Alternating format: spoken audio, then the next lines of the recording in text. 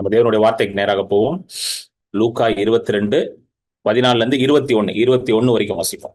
வேளை வந்தபோது அவரும் அவருடனே கூட 12 அப்போஸ்தலரும் பந்தியிருந்தார்கள். அப்பொழுது அவர் அவர்களை நோக்கி, நான் பாடுபடுகிறதற்கு முன்னே உங்களுடனே கூட இந்த பஸ்காவை புசிக்க மிகவும் ஆசையாயிருந்தேன். தேவனுடைய ராஜ்யத்திலே இது நிறைவேறும் அளவும் நான் இனி இதை புசிப்பதில்லை என்று உங்களுக்கு சொல்லுகிறேன் என்று சொல்லி, அவர் பாத்திரத்தை எடுத்து ஸ்தோத்திரம் பண்ணி, நீங்கள் இதை வாங்கி உங்களுக்குள்ளே பங்கிட்டுக் கொள்ளுங்கள். தேவனுடைய ராஜ்யம் வருமளவும் நான் திராட்சைப்பழ ரசத்தை பானம் பண்ணுவதில்லை என்று உங்களுக்கு சொல்லுகிறேன் என்றார். பின்பு அவர் அப்பத்தை எடுத்து ஸ்தோத்திரம் பண்ணி அதை பிட்டு அவர்களுக்கு கொடுத்து, இது உங்களுக்காக கொடுக்கப்படுகிற என்னுடைய சரீரமாயிருக்கிறது, என்னை நினைவு கூறும்படி இதை செய்யுங்கள் என்றார். போஜனம் பண்ணின பின்பு அவர் அந்தப்படியே பாத்திரத்தையும் கொடுத்து, இந்த பாத்திரம் உங்களுக்காக சிந்தப்படுகிற என்னுடைய இரத்தத்தினாலாகிய புதிய உடன்படிக்கையாயிருக்கிறது என்றார். பின்பு, இதோ என்னை காட்டி கொடுக்கிறவனுடைய கை என்னுடனே கூட பந்தியில் இருக்கிறது. தீர்மானிக்கப்பட்டபடியே மனுஷகுமாரன் போகிறார், ஆனாலும் அவரை காட்டி கொடுக்கிற மனுஷனுக்கு ஐயோ என்றார். ஆமென். இந்த சம்பவம் எப்ப நடக்குதுன்னு பாத்தீங்கன்னா, இயேசு கிறிஸ்து சிலுவைக்கு போறதுக்கு முன்பதாக, அதாவது சிலுவையில அவர் மரிக்கிறதுக்கு முந்தின நாள் நடக்குது. இதுதான் chronological order. Historically chronological order அப்படின்வாங்க. ஸோ இந்த பஸ்கா பண்டிகை, பாஸ் ஓவர் ஃபெஸ்டிவல், அந்த சமயத்துல தான் இயேசு காட்டி கொடுக்கப்படுகிறார். ஸோ அந்த பாஸ் ஓவர் மீல், இந்த பஸ்கா பந்தியில இயேசு கடைசியாக தம்முடைய சீஷர்களோட சேர்ந்து அந்த பந்தியை ஆசாரிக்கிறார். அந்த பந்தியை முடிச்ச பிறகு அவங்க எல்லாரும் சேர்ந்து அந்த ஒலிவ் மலைக்கு போறாங்க, மவுண்ட் ஆஃப் ஆலிவெட்டுக்கு போறாங்க. அங்கதான் அவர் காட்டி கொடுக்கப்படுகிறார். தன்னுடைய சொந்த சீஷனாகிய யூதாஸே அவரை காட்டி கொடுக்கிறார். இதுதான் ஹிஸ்டாரிக்கல் பேக்ரவுண்ட். ஸோ இந்த பஸ்கா பண்டிகை யூதர்களுக்கு ரொம்ப முக்கியமான பண்டிகை. இந்த பஸ்கா பண்டிகை எல்லா யூதர்களும் கண்டிப்பாக செலிப்ரேட் பண்ணுவாங்க. அது நிச்சயமாக அதை என்ன பண்ணுவாங்க, எல்லா யூதர்களும் அதை கடைபிடிக்கிற ஒரு பண்டிகை. ரொம்ப அது இது ஒரு துக்க பண்டிகை எல்லாம் கிடையாது. பஸ்கா பண்டிகைன்றது ஒரு துக்க பண்டிகை கிடையாது. பஸ்கா பண்டிகை இது பண்டிகை, இட் இஸ் செலிப்ரேஷன். இது யூதர்கள் ரொம்ப ரொம்ப பயங்கரமா எடுத்து இதை கொண்டாடுற, ரொம்ப நல்ல ஒரு எல்லாரும் சேர்ந்து உட்கார்ந்து குடும்பமாக உட்கார்ந்து கொண்டாடுகிற ஒரு நாள்.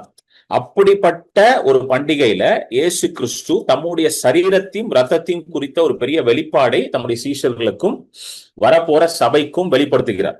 ஆமென். அதுதான் இன்னைக்கு நம்ம ஹோலி கம்யூனியன் அப்படின்னு நம்ம ஃபாலோ பண்ணிட்டு இருக்கோம்ல. இது எங்க ஸ்டார்ட் ஆச்சுன்னு பாத்தீங்கன்னா, பஸ்கா பண்டிகையில இருந்தா ஸ்டார்ட் ஆகுது. இதுதான் அதோட பேக்ரவுண்ட். ஆமென். சோ ஏன் இயேசு கிறிஸ்து ஒரு பஸ்கா பண்டிகையை ஒரு பரிசுத்த விருந்தாக மாத்திக்கிறார், ஒரு ஹோலி கம்யூனியன், ஒரு பரிசுத்த காரியமாக மாத்திக்கிறார். ஆல்ரெடி பஸ்கா அது ஒரு பண்டிகையா தான் இருக்குது, ஒரு பெரிய ஒரு கொண்டாட்டமா தான் இருக்குது. அதை இன்னும் எடுத்து அவர் மேம்படுத்தி என்ன சொல்றாருன்னா, இது ஒரு சாதாரண ஒரு பண்டிகை கிடையாது, இது ஒரு சாதாரண ஒரு விருந்து கிடையாது. இது என்னுடைய சரீரமாகவே இருக்கு, என்னுடைய ரத்தமாகவே இருக்கு.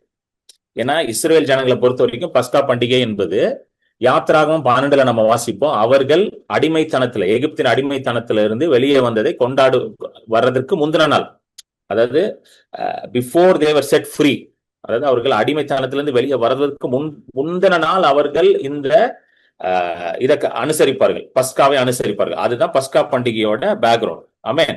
சோ இப்ப நம்ம சில காரியங்களை நம்ம அப்படியே குயிக்கா பார்ப்போம். இது ஒரு நரேஷன் மாதிரி இன்னைக்கு நான் கொண்டு போறேன். சோ நிறைய காரியங்களை நான் ஷேர் பண்ணலான்னு இருக்கேன். ஆமென். சோ இது ஏன் ஆண்டவர் கொடுத்தாரு, எதுக்காக இது கொடுத்தாரு அப்படின்ற சில இதெல்லாம் நம்ம பார்ப்போம். சில பிப்ளிக்கல் இதெல்லாம் நம்ம பார்த்தோம்னா நமக்கு சில காரியங்கள் புரியும். ஆமென். சோ இப்ப நம்ம எல்லாரும் ரட்சிக்கப்படும் பொழுது, வேதம் தெளிவாக சொல்லுகிறது, கொலோசியர் 1ஆம் அதிகாரத்தில் சொல்லுகிறது, நம்ம எல்லாரும் இருளின் ராஜ்யத்திலிருந்து அன்பின் குமாரன் ராஜ்யத்திற்கு கர்த்தர் நம்மளை உட்படுத்தி இருக்கிறார். சோ ரட்சிக்கப்படும் பொழுது நம்ம பிசாசின் பிடியிலிருந்து நம்மளை ஆண்டவர் மீட்டெடுத்து, பாவத்தின் பிடியிலிருந்து, பிசாசின் பிடியிலிருந்து, இருளின் ராஜ்யத்திலிருந்து நம்மளை மீட்டெடுத்து அன்பின் குமாரனின் ராஜ்யத்துக்குள்ளே நம்மளை உட்படுத்தி இருக்கிறார். கொலோசியர் 1:13 இதை பத்தி எழுதியிருக்கு. சரிங்களா? சோ இன்னைக்கு நம்ம எல்லாரும் எந்த ராஜ்யத்துல இருக்கோம்? தேவகுமாரனின் ராஜ்யத்துல இருக்கோம். we are in the kingdom of the beloved son. இதுதான் கொலோசியர் 1:13. அல்லேலூயா. அவருடைய ராஜ்யத்துல இருக்கோம். இதுதான் இப்போ இன்னைக்கு ரட்சிக்கப்பட்ட நீங்க இங்கதான் இருக்கிறீங்க. நீங்க பாவத்துக்கு அடிமை இல்லை, பிசாசுக்கும் உங்க மேல ஆளுகை கிடையாது. ஏனென்றால் அந்த இருளின் ராஜ்யத்திலிருந்து உங்களை விடுதலை ஆகிட்டார். ஃபர்ஸ்ட் இதை ஞாபகம் வச்சுக்கோங்க. ஆமென். சோ இதோட முடிவு என்னன்னு பாத்தீங்கன்னா, நம்ம இந்த உலகத்துல தேவனுடைய ராஜ்யத்துலதான் இருக்கு. இந்த உலகத்திலே தேவனுடைய ராஜ்யத்துலதான் நம்ம வாழ்ந்து கொண்டிருக்கிறோம். தேவன் நமக்குள்ள வாழ்கிறார், நாம் தேவனுக்குள்ள இருக்கிறோம், தேவனுடைய சபையாக இருக்கிறோம், சரீரமாக இருக்கிறோம், தேவனுக்காக வாழ்கிறோம். முடிவு என்னது? நம்ம எல்லாரும் ஒரு நாள் எங்க போயிடுவோம், நித்தியத்திற்கு தேவனோட இருக்க போறோம். இதுதான் நம்மளுடைய இது destiny. For eternity we are going to be with God. இப்படிதான் வச்சிருக்கிறார். ஆமென். சோ நம்ம வாழ்க்கையில நடந்த ஒரு பெரிய அற்புதம் என்னவென்று பாத்தீங்கன்னா ரட்சிப்பு தான். The greatest miracle and the greatest event that happened in our life is our salvation. ரட்சிப்பு தான் வாழ்க்கையில இருக்கிறதுல பெருசு. ஏன்னா நம்மை நாம் ரட்சித்து கொள்ள முடியாது. அதனாலதான் அது ரொம்ப பெருசா இருக்கு. எந்த மனுஷனும் தன்னைத்தானே ரட்சித்துக் கொள்ள முடியாது. அவனுக்கு ஒரு ரட்சகர் தேவை. ஹல்லேலூயா. அந்த ரட்சகர் நம்மை இந்த உலகத்திற்கு நம்மை தேடி அவர் வந்தார். ஹல்லேலூயா. He came searching for us. Hallelujah. We didn't go to him, he came to us. நாம் அவர் இடத்துல போல அவர் தான் நமக்காக வந்தார். ஆமென். ஹல்லேலூயா. சோ நம்ம வாழ்க்கையில நடந்த பெரிய காரியம் அது ரட்சிப்பு தான். அதற்கப்புறம் ஒரு பெரிய காரியம் என்னது? ரட்சிப்பு என்பது நம்மளுடைய ஆத்மாவை சார்ந்தது, நம்ம ஆவியை சார்ந்தது. It is a spiritual thing. So அதுக்கப்புறம் என்னன்னு பாத்தீங்கன்னா நம்ம சரீர மீட்பாகிய ரட்சிப்பும் தேவைப்படுகிறது. சரீரமும் ரட்சிக்கப்பட வேண்டும் இல்ல, வெறும் ஆத்மா மட்டும் ரட்சிக்கப்பட்ட போது சரீரம் என்ன இருக்குது, இந்த பாவத்தினால இந்த சரீரம் அஃபெக்ட் ஆயிருக்கிறதுனால சரீரத்துல வியாதி பலவீனங்கள்லாம் இருக்கு. அதனால இயேசு கிறிஸ்து பாத்தீங்கன்னா எங்கெல்லாம் இயேசு கிறிஸ்து போகிறாரோ அங்க எல்லாரும் என்ன நடக்குதுன்னா சுகம் நடக்கிறது. பாருங்க, மத்தேயு 8:16 போட்டிருக்கு, அவர் எல்லாரையும் சுகமாக்கினான்னு போட்டிருக்கு. He healed all who were sick. வியாதியில இருந்த சகல பிணியாளிகளையும் அவர் என்ன பண்ணாரா? சுகமாக்கினார். வியாதியில பிசாசு கட்டுல இருந்து எல்லாரையும் சுகமாக்கினார். ஆமென். சோ ஃபர்ஸ்ட் ஆத்ம ரட்சிப்பு, நம்மள சால்வேஷன் ஸ்பிரிச்சுவல் இது பண்றாரு. செகண்ட் சரீர சுகம் ரொம்ப முக்கியம். நிறைய நேரம் சபை வெறும் ஆத்ம ரட்சிப்பை மட்டும்தான் கான்சென்ட்ரேட் பண்ணுது. ரட்சிக்கப்பட்டா போதும், பரலோகத்துக்கு போனா போதும், இங்க சுகமா இருக்க வேண்டாம் அப்படின்னு பேசிட்டு இருக்காங்க. கிடையவே கிடையாது.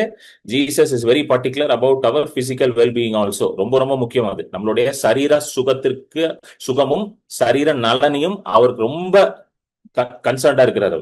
இது நிறைய பேர் புரிய மாட்டேங்குது. எல்லாரும் ரட்சிக்கப்பட்டா போதும், எப்படியாவது பரலோகத்துக்கு போய் சேர்ந்துருக்கும் இப்படிதான் நினைக்கிறாங்க. அப்படி பரலோகத்துக்கு எப்படியாவது போய் சேரணும்னா இயேசு கிறிஸ்து இந்த உலகத்துல இப்படிப்பட்ட ஒரு அற்புத சுகமாக்குற ஊழியத்தை செஞ்சிருக்க மாட்டார்.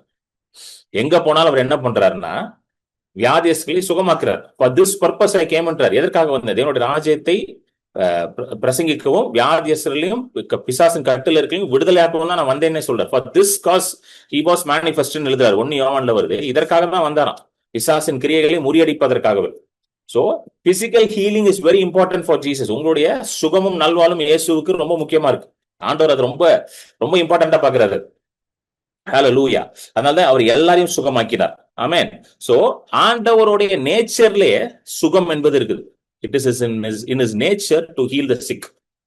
உங்களை சுகமாக்கணும் அப்படின்றது அவருடைய நேச்சர்ல இருக்கு. ஹல்லேலூயா. அதனாலதான் இயேசுவினிடத்துல யார் போனாலும் சுகத்தை பெற்றுக் கொண்டார்கள். ஆமென். சோ நல்லா கவனிங்க, ஏன் இதை ரொம்ப முக்கியமா வச்சிருக்கிறார்? Why it is so important?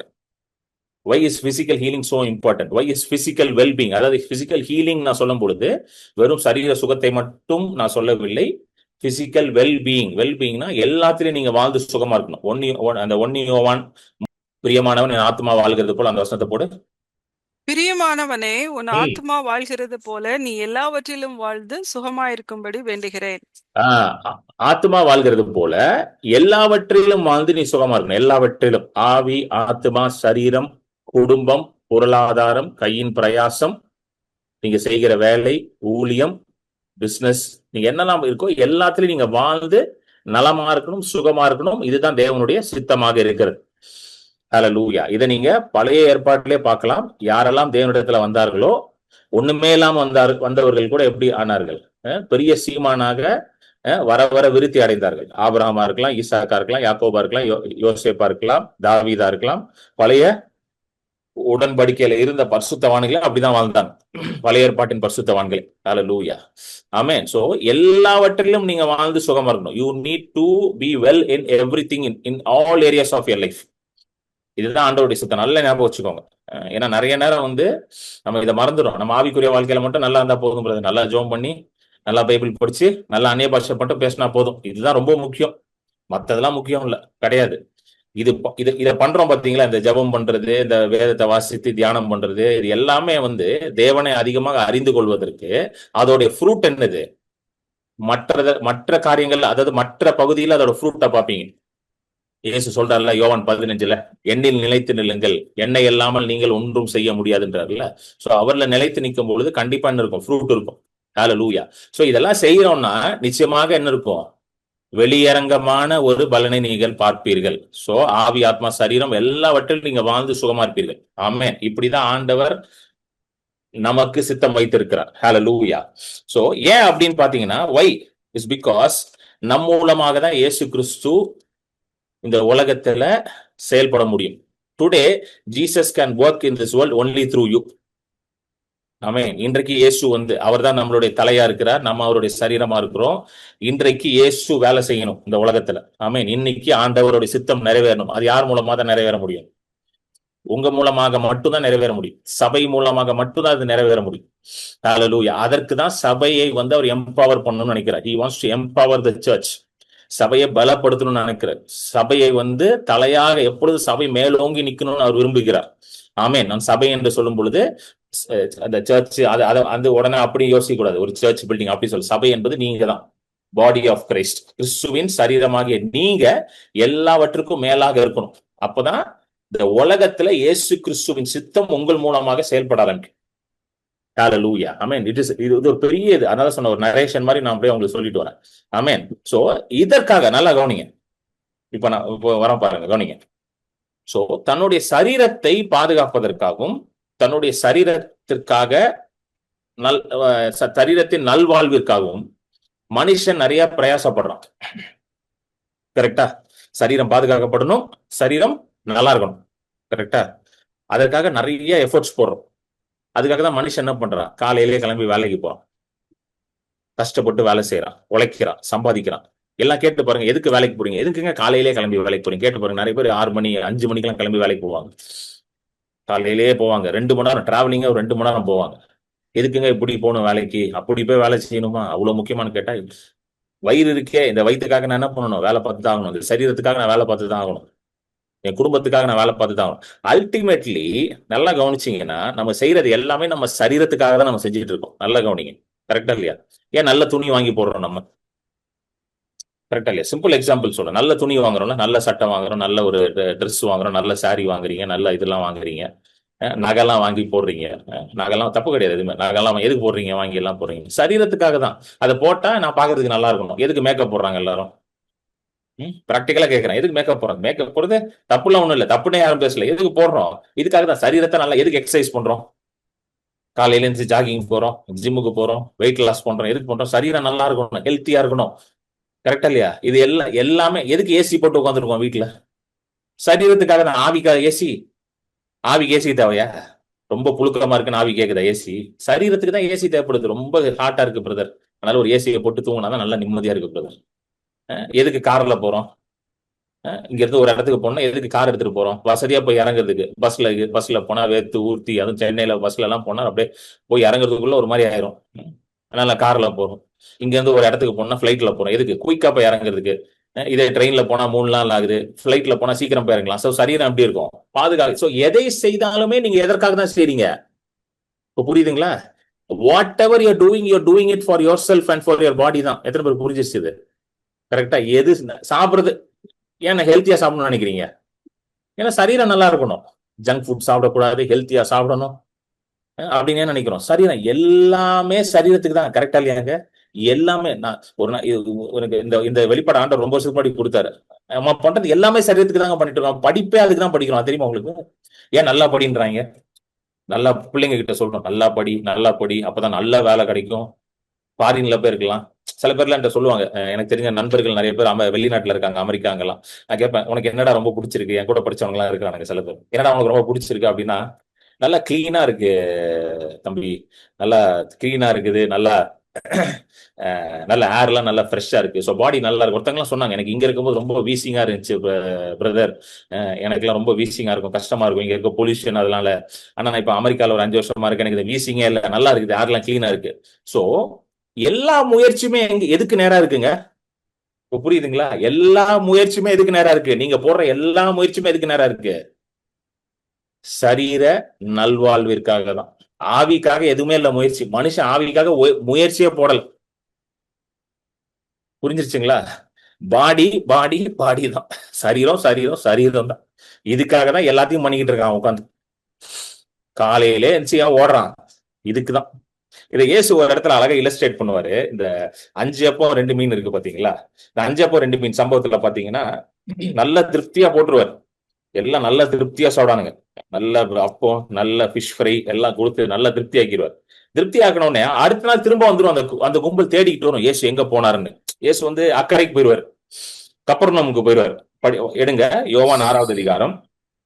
யோவான் 6வது அதிகாரத்தை எடுத்தீங்கன்னா 22 இருந்து படிங்க. அதாவது யோவான் 6ல வந்து அந்த 5 அப்பம் 2 மீன் சம்பவம் வரும். அது முடிஞ்ச பிறகு அக்கறைக்கு போயிருவாங்க.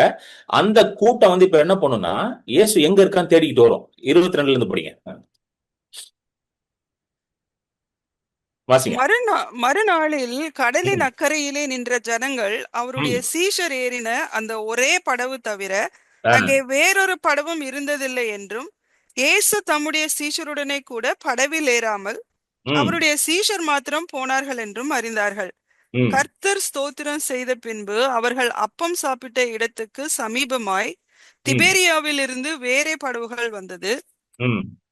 அப்பொழுது இயேசுவும் அவருடைய சீஷரும் அங்கே இல்லாததை ஜனங்கள் கண்டு உடனே அந்த படவுகளில் ஏறி இயேசுவை தேடிக்கொண்டு கப்பர்நகூமுக்கு வந்தார்கள். அதாவது எங்க வந்து 5 அப்பம் 2 மீன் கொடுத்தாங்களோ அங்க போய் நிக்கிறானுங்க. சரி, நேத்து மீட்டிங்ல சோறு போட்டாங்க, இன்னைக்கும் சோறு போடுவாங்கன்னா அதே இடத்துக்கு வந்துட்டானுங்க. பாத்தீங்களா நம்ம ஆளுங்க, பாத்தீங்களா தெளிவா இருக்கிறானுங்க. எந்த மீட்டிங்ல சோறு இருக்கோ போயிட்டாங்க கரெக்டா. ஆள் இல்லன்னு டக்குன்னு இன்டெலிஜென்ஸ் ரிப்போர்ட் மாதிரி வந்துருச்சு. ஏசு அங்க இருக்கிறாராம், வாட்ஸ்அப்ல ஒன்னு அனுப்பிட்டான். ஏசு அங்க இருக்கிறாரா, கிளம்பி அங்க வா அப்படின்னு படகு ஏறி வரானுங்க. பா சோறுன்னு கிளம்புறானுங்க போறாங்க எல்லாம். சோறு சோறு சோறு. உடனே படகேறி அடுத்த பக்கம் வந்துட்டானுங்க. அடுத்த பக்கம் வந்த உடனே 25 வாசிங்க, 25. கடலின் அக்கறையிலே அவர்கள் அவரை கண்டபோது, ரபி, நீர் எப்பொழுது இவ்விடம் வந்தீர் என்று கேட்டார்கள். அப்படியே ரொம்ப அக்கறை இருங்க, ரொம்ப அக்கறை. அப்படியே பாவம் இயேசு மேலே வருங்க. எப்பொழுது இங்க வந்தீர், அப்படியே பாவம் பாருங்க. மாமன் மச்சான் அவங்க இயேசுக்கு எல்லாரும் எப்பொழுது வந்தீர்னு. ஆனா இயேசு ஏமாத்த முடியுமா? முடியாது. அடுத்த வருஷம் வாசிங்க, வாசிங்க அடுத்த வருஷம். இயேசு அவர்களுக்கு பிரதியுத்தரமாக, நீங்கள் அற்புதங்களை கண்டதினால் அல்ல, நீங்கள் அப்பம் புசித்து திருப்தியானதினாலேயே என்னை தேடுகிறீர்கள் என்று மெய்யாகவே மெய்யாகவே உங்களுக்கு சொல்லுகிறேன். என்கிட்ட அந்த கதையெல்லாம் சொல்லலாம். நீங்க பிரதர் எங்க போயிட்டீங்க பிரதர், கிரண் பால் பிரதர், ரொம்ப நாளா நீங்க ஆளை காணும் பிரதர், ரொம்ப கஷ்டமா இருக்கு பிரதர், என்கிட்ட சொன்ன நான் நம்பிடுவேன். இயேசு கிட்ட அந்த கதையெல்லாம் சொல்ல முடியுமா? இயேசுவை ஏமாத்த முடியுமா? இயேசு கிட்ட போய் கதை விட்டுட்டு இருக்காங்க உனக்கு. அவர் கண்டுபிடிச்சாரு, எப்பா நீ வந்து எதுக்காக வந்திருக்க? 25வது வருஷம் 26வது வருஷம் அப்பத்துக்காக தான் வந்திருக்க, சோத்துக்கு தான் வந்திருக்க. நேத்து மீட்டிங்ல உனக்கு நல்லா சோறு போட்டேன், அதனால வந்திருக்கேன்னு கண்டுபிடிச்சிட்டாரு. ஹல்லேலூயா, ஆமென். சொல்லிட்டு ரொம்ப முக்கியமான ஒரு சத்தியத்தை வெளிப்படுத்துறாரு பாருங்க, நல்லா கவனிங்க. ரொம்ப முக்கியமான சத்தியம். 27வது வசனம் எடுங்க சிஸ்டர், பொறுமையா வாசிங்க. அழிந்து போகிற போஜனத்திற்காக அல்ல, நித்திய ஜீவன் வரைக்கும் நிலை நிற்கிற போஜனத்திற்காகவே கிரியை நடப்பியுங்கள். அதை மனுஷகுமாரன் உங்களுக்கு கொடுப்பார், அவரை பிதாவாகிய தேவன் முத்திரித்திருக்கிறார் என்றார். இயேசு சொல்றாரு, எப்பா ஒரு அழிந்து போகிற போஜனம், ஃபுட் தட் பெரிஷஸ், அழிஞ்சு போகணும். இப்போ மத்தியானம் சாப்பிடுறோம், மத்தியானம் என்னதான் சாப்பிட்டாலும் நைட்டு பசிக்குதா இல்லையாங்க? கரெக்டா இல்லையா? என்னதான் நல்லா சாப்பிட்டாலுமே நைட்டு பசிக்குது. சரி, நைட்டு பசிக்கலனா கூட அடுத்த நாள் கண்டிப்பா பசிச்சிடும். ரொம்ப ஹெவியா நல்லா சாப்பிட்டீங்க மத்தியானம், நல்லா நான்வெஜ், பிரியாணி, மட்டனு, சிக்கனு அது இதுன்னு சாப்பிட்டீங்க, மத்தியானம் நல்லா சாப்பிட்டீங்க. சில பேர் நல்லா மத்தியானம் ஹெவியா சாப்பிட்டா நைட் சாப்பிட மாட்டாங்க, ரொம்ப நல்லா ஹெவியா சாப்பிட்டுன்னு சொல்லி விட்டுருவாங்க. ஆனா என்ன இருந்தாலும் அடுத்த நாள் பசிச்சிடும். கரெக்டா? நேத்து நல்லா சாப்பிட்டேன், நேத்து 2 கிலோ சிக்கன் சாப்பிட்டேன், அதனால அடுத்த நாள் பசிக்காதுன்னு எங்க அது எழுதியிருக்கா? கிடையாது. சோ என்னதான் நம்ம சரீரத்துக்கு செய்தாலுமே அது என்ன ஆயிருது? அழிந்து போகிறது. சொல்லுங்க, அதெல்லாம் அழிந்து போகிற காரியம், நித்தியத்துக்கு அது நிக்காதது. ஹல்லேலூயா, கரெக்டா இல்லையாங்க? என்னதான் நம்ம சரீரத்தை பார்த்து பார்த்து பார்த்து பார்த்து பண்ணாலும் கொஞ்ச நேரத்துக்கு தான் அது. சென்ட் அடிப்பாங்களா சில பேர், நல்லா புஷ். காலையிலேயே நான் பாத்தீங்கன்னா சில பேர் கிட்ட போனீங்கன்னா பயங்கரமா சென்ட் வாசனை அடிக்கும். பாத்துருக்கீங்களா? காலையில ஆஃபீஸ் கிளம்பும்போது புஷ் பயங்கரமா சென்ட் அடிச்சு போவீங்க. ஈவினிங் வரும்போது அந்த சென்ட் வாசனை இருக்காது, அந்த பர்ஃபியூம் வாசனை இருக்காது. அவ்வளவு அழிஞ்சு போச்சு. அவ்வளவு அது எவ்வளவு நேரம் இருக்கும்? அது நான் பர்மனண்டா அது என்ன, நான் பச்சையா குத்தி விடுறாங்க சென்ட்டை, கொஞ்ச நேரம் தான் இருக்கும் அது சென்ட் வாசனை, மத்த நேரம்லாம் இருக்காது, போயிடும் அது. எனது எல்லாமே அழிந்து போற காரியம். ஹல்லேலூயா. இதற்கு நீங்க என்ன பண்றீங்க? இவ்வளவு பிரயாசம் ஏன் எடுக்கிறீர்கள்? ஆண்டவர் கேட்கிறாரு. அழிந்து போகிற போஜனத்திற்காக என்ன பண்றீங்க? இவ்வளவு பிரயாசம் எடுக்கிறீங்க. You are putting so much effort for this, so much labour. ஆங்கிலத்தில் ரொம்ப அழகாவது, டூ நாட் லேபர். இவ்வளவு கஷ்டப்பட்டு இதை பண்ணி ஒரு அழிஞ்சு போற காரியத்துக்காக இவ்வளவு ஓடுறியன்றார். ஹalleluya. இதுக்கு ஓடுறிய, அதுக்கு பதிலா அவர் என்ன சொல்றாரு? போஜனத்துக்காகவே அழியாத போஜனம் அல்ல, நித்திய ஜீவன் வரைக்கும் நிலைத்திருக்கிற போஜனத்திற்காகவே கிரியையை நடப்பீங்க. There is a food that brings everlasting life. அவர் தான் சொல்றார், food which brings endures to everlasting life. அது யார் கொடுப்பாரா? அதே மனுஷகுமாரன் உங்களுக்கு கொடுப்பார். ஹalleluya, ஆமென். அதற்கு நேராக உங்களுடைய கிரியையை நடப்பீங்கன்றார். ஹalleluya, ஆமென். நீ அழிஞ்சு போற காரியத்துக்கு தான் எல்லா எஃபோர்ட்டையும் போடுற, அது ஒன்றும் பிரயோஜனம் கிடையாது. அன்னைக்கு நான் ஒரு சாப்பாடு கொடுக்குறேன், நான் ஒரு உணவை கொடுக்கிறேன், நான் ஒரு போஜனத்தை கொடுக்க போகிறேன், அது நித்திய ஜீவனுக்கு நேரா உன்னை நடத்திடும். அதற்காக நீ என்ன பண்ண? வேலை செய்கின்றார், அதற்காக கிரியை நடப்பின்றார். ஹalleluya, do labor for thatன்றார். இதுதான் ரொம்ப முக்கியன்றார். கரெக்டா இல்லையா? எது எங்க நான் உனக்கு ரெண்டு இருக்குது, ஒன்னு அழிஞ்சு போயிடும், ஒன்னு அழியாது. நீங்க எதை சூஸ் பண்ணுவீங்க? நீங்களே சொல்லுங்க, எதை சூஸ் பண்ணுவீங்க? அழியாததானே சூஸ் பண்ணுவீங்க. கரெக்டா இல்லையா? ஏன்னா இதுதான் ரொம்ப நாள் வரும் பிரதர், இதுதான் அழியாம இருக்கும், இது போயிடும் பிரதர், ஒரு வருஷத்துல போயிடும், 2 வருஷத்துல போயிடும். அதுதான் இயேசுவும் சொல்றார். சொல்லிட்டு அடுத்த வருஷத்தை வாசிங்க, 28, 29 வாசிங்க. அப்பொழுது அவர்கள் அவரை நோக்கி, தேவனுக்கேற்ற கிரியைகளை நடப்பிக்கும்படி நாங்கள் என்ன செய்ய வேண்டும் என்றார்கள். அடுத்தது இயேசு அவர்களுக்கு பிரதியுத்தரமாக, அவர் அனுப்பினவரை நீங்கள் விசுவாசிப்பதே தேவனுக்கேற்ற கிரியையா இருக்கிறது என்றார். ஹalleluya, தேவனுக்கேற்ற கிரியைனா என்ன அப்படின்னு கேக்குறாங்க. ஆண்டவரே, நீங்க அழிந்து போகிற போஜனத்துக்கு ஏற்ற கிரியை செய்யாமல் அழியாம இருக்கிற அந்த போஜனம் இருக்கு பாத்தீங்களா, food that does not perish, அதற்கேற்ற கிரியைகளை செய்யுங்கன்றீங்க. 27வது வருஷம் சொல்றாரு. அது என்ன கிரியை ஆண்டவரேன்னு கேக்குறான். What should we do? அது என்ன கிரியை? What is that? இதுதான் ஆண்டவர் சொல்றாரு. அழிந்து போகிற போஜனத்துக்கு நேரம் இல்லாம அழியாத போஜனத்துக்கு நேரம் ஒரு கிரியை இருக்குது, அது நித்திய ஜீவனை கொண்டு வரும். 28வது வருஷத்துல கேட்கறாங்க, வாட் இஸ் தட் ஒர்க்? அது என்ன கிரியை? 28 என்ன கிரியைன்னு கேட்க. அப்பொழுது அவர்கள் கேட்கிறார்கள், அது என்னதான் செய்யணும் சொல்லுங்க அப்படின்னு. ஆண்டவர் அழகா சொல்றாரு, பிலீவ். என்ன சொல்றாரு? 29 பிலீவ். ஹalleluya, பிலீவ்ன்றார். அவ்வளவுதான், சொல்லுங்க பிலீவ். பிலீவ் என்ன பிரதர், பெருசாதான் சொல்லுவீங்கன்னு பார்த்தா பிலீவ்னு முடிச்சிட்டீங்களே பிரதர். இயேசுவே பெருசா சொல்லலைங்க, பிலீவ் தான் பண்ண சொல்றாரு. அப்ப இயேசுக்கு மேல நான் எதுவும் சொல்ல முடியாதுல்ல. பிலீவ் சொல்லுங்க, பிலீவ். ஹalleluya. இயேசு அவர்களுக்கு பிரதியுத்தரமாக, அவர் அனுப்பினவரை நீங்கள் விசுவாசிப்பதே. சொல்லுங்க, விசுவாசிப்பதே. விசுவாசிப்பதே, அவர் அனுப்பினவரை விசுவாசிப்பதே. Believe in him whom he sent. அப்பனா என்ன பண்ணணும்? நம்ம இயேசுவை விசுவாசிப்பதே தேவனுக்கு ஏற்ற கிரியையாய் இருக்கிறது. ஹalleluya, ஆமென். Believing in Jesus is the work of God. எத்தனை பேர் புரிஞ்சிருச்சு? இதுதான் தேவனுக்கு ஏற்ற கிரியை, இதான் நம்ம செய்யணும். இதுதான் கஷ்டமாவும் இருக்குது. கரெக்டா இல்லையாங்க? இது ஈஸியா இருக்குதா? எவ்வளவு போராட்டம் இல்ல இதுக்கு, எவ்வளவு பிரச்சனை வருது இல்ல, எவ்வளவு சோதனைகள் வருது இல்ல, எவ்வளவு டிஸ்ட்ராக்ஷன்ஸ் வருது இல்ல, இதை செய்யறதுக்கு. மத்ததெல்லாம் செய்ய முடியுது இல்ல.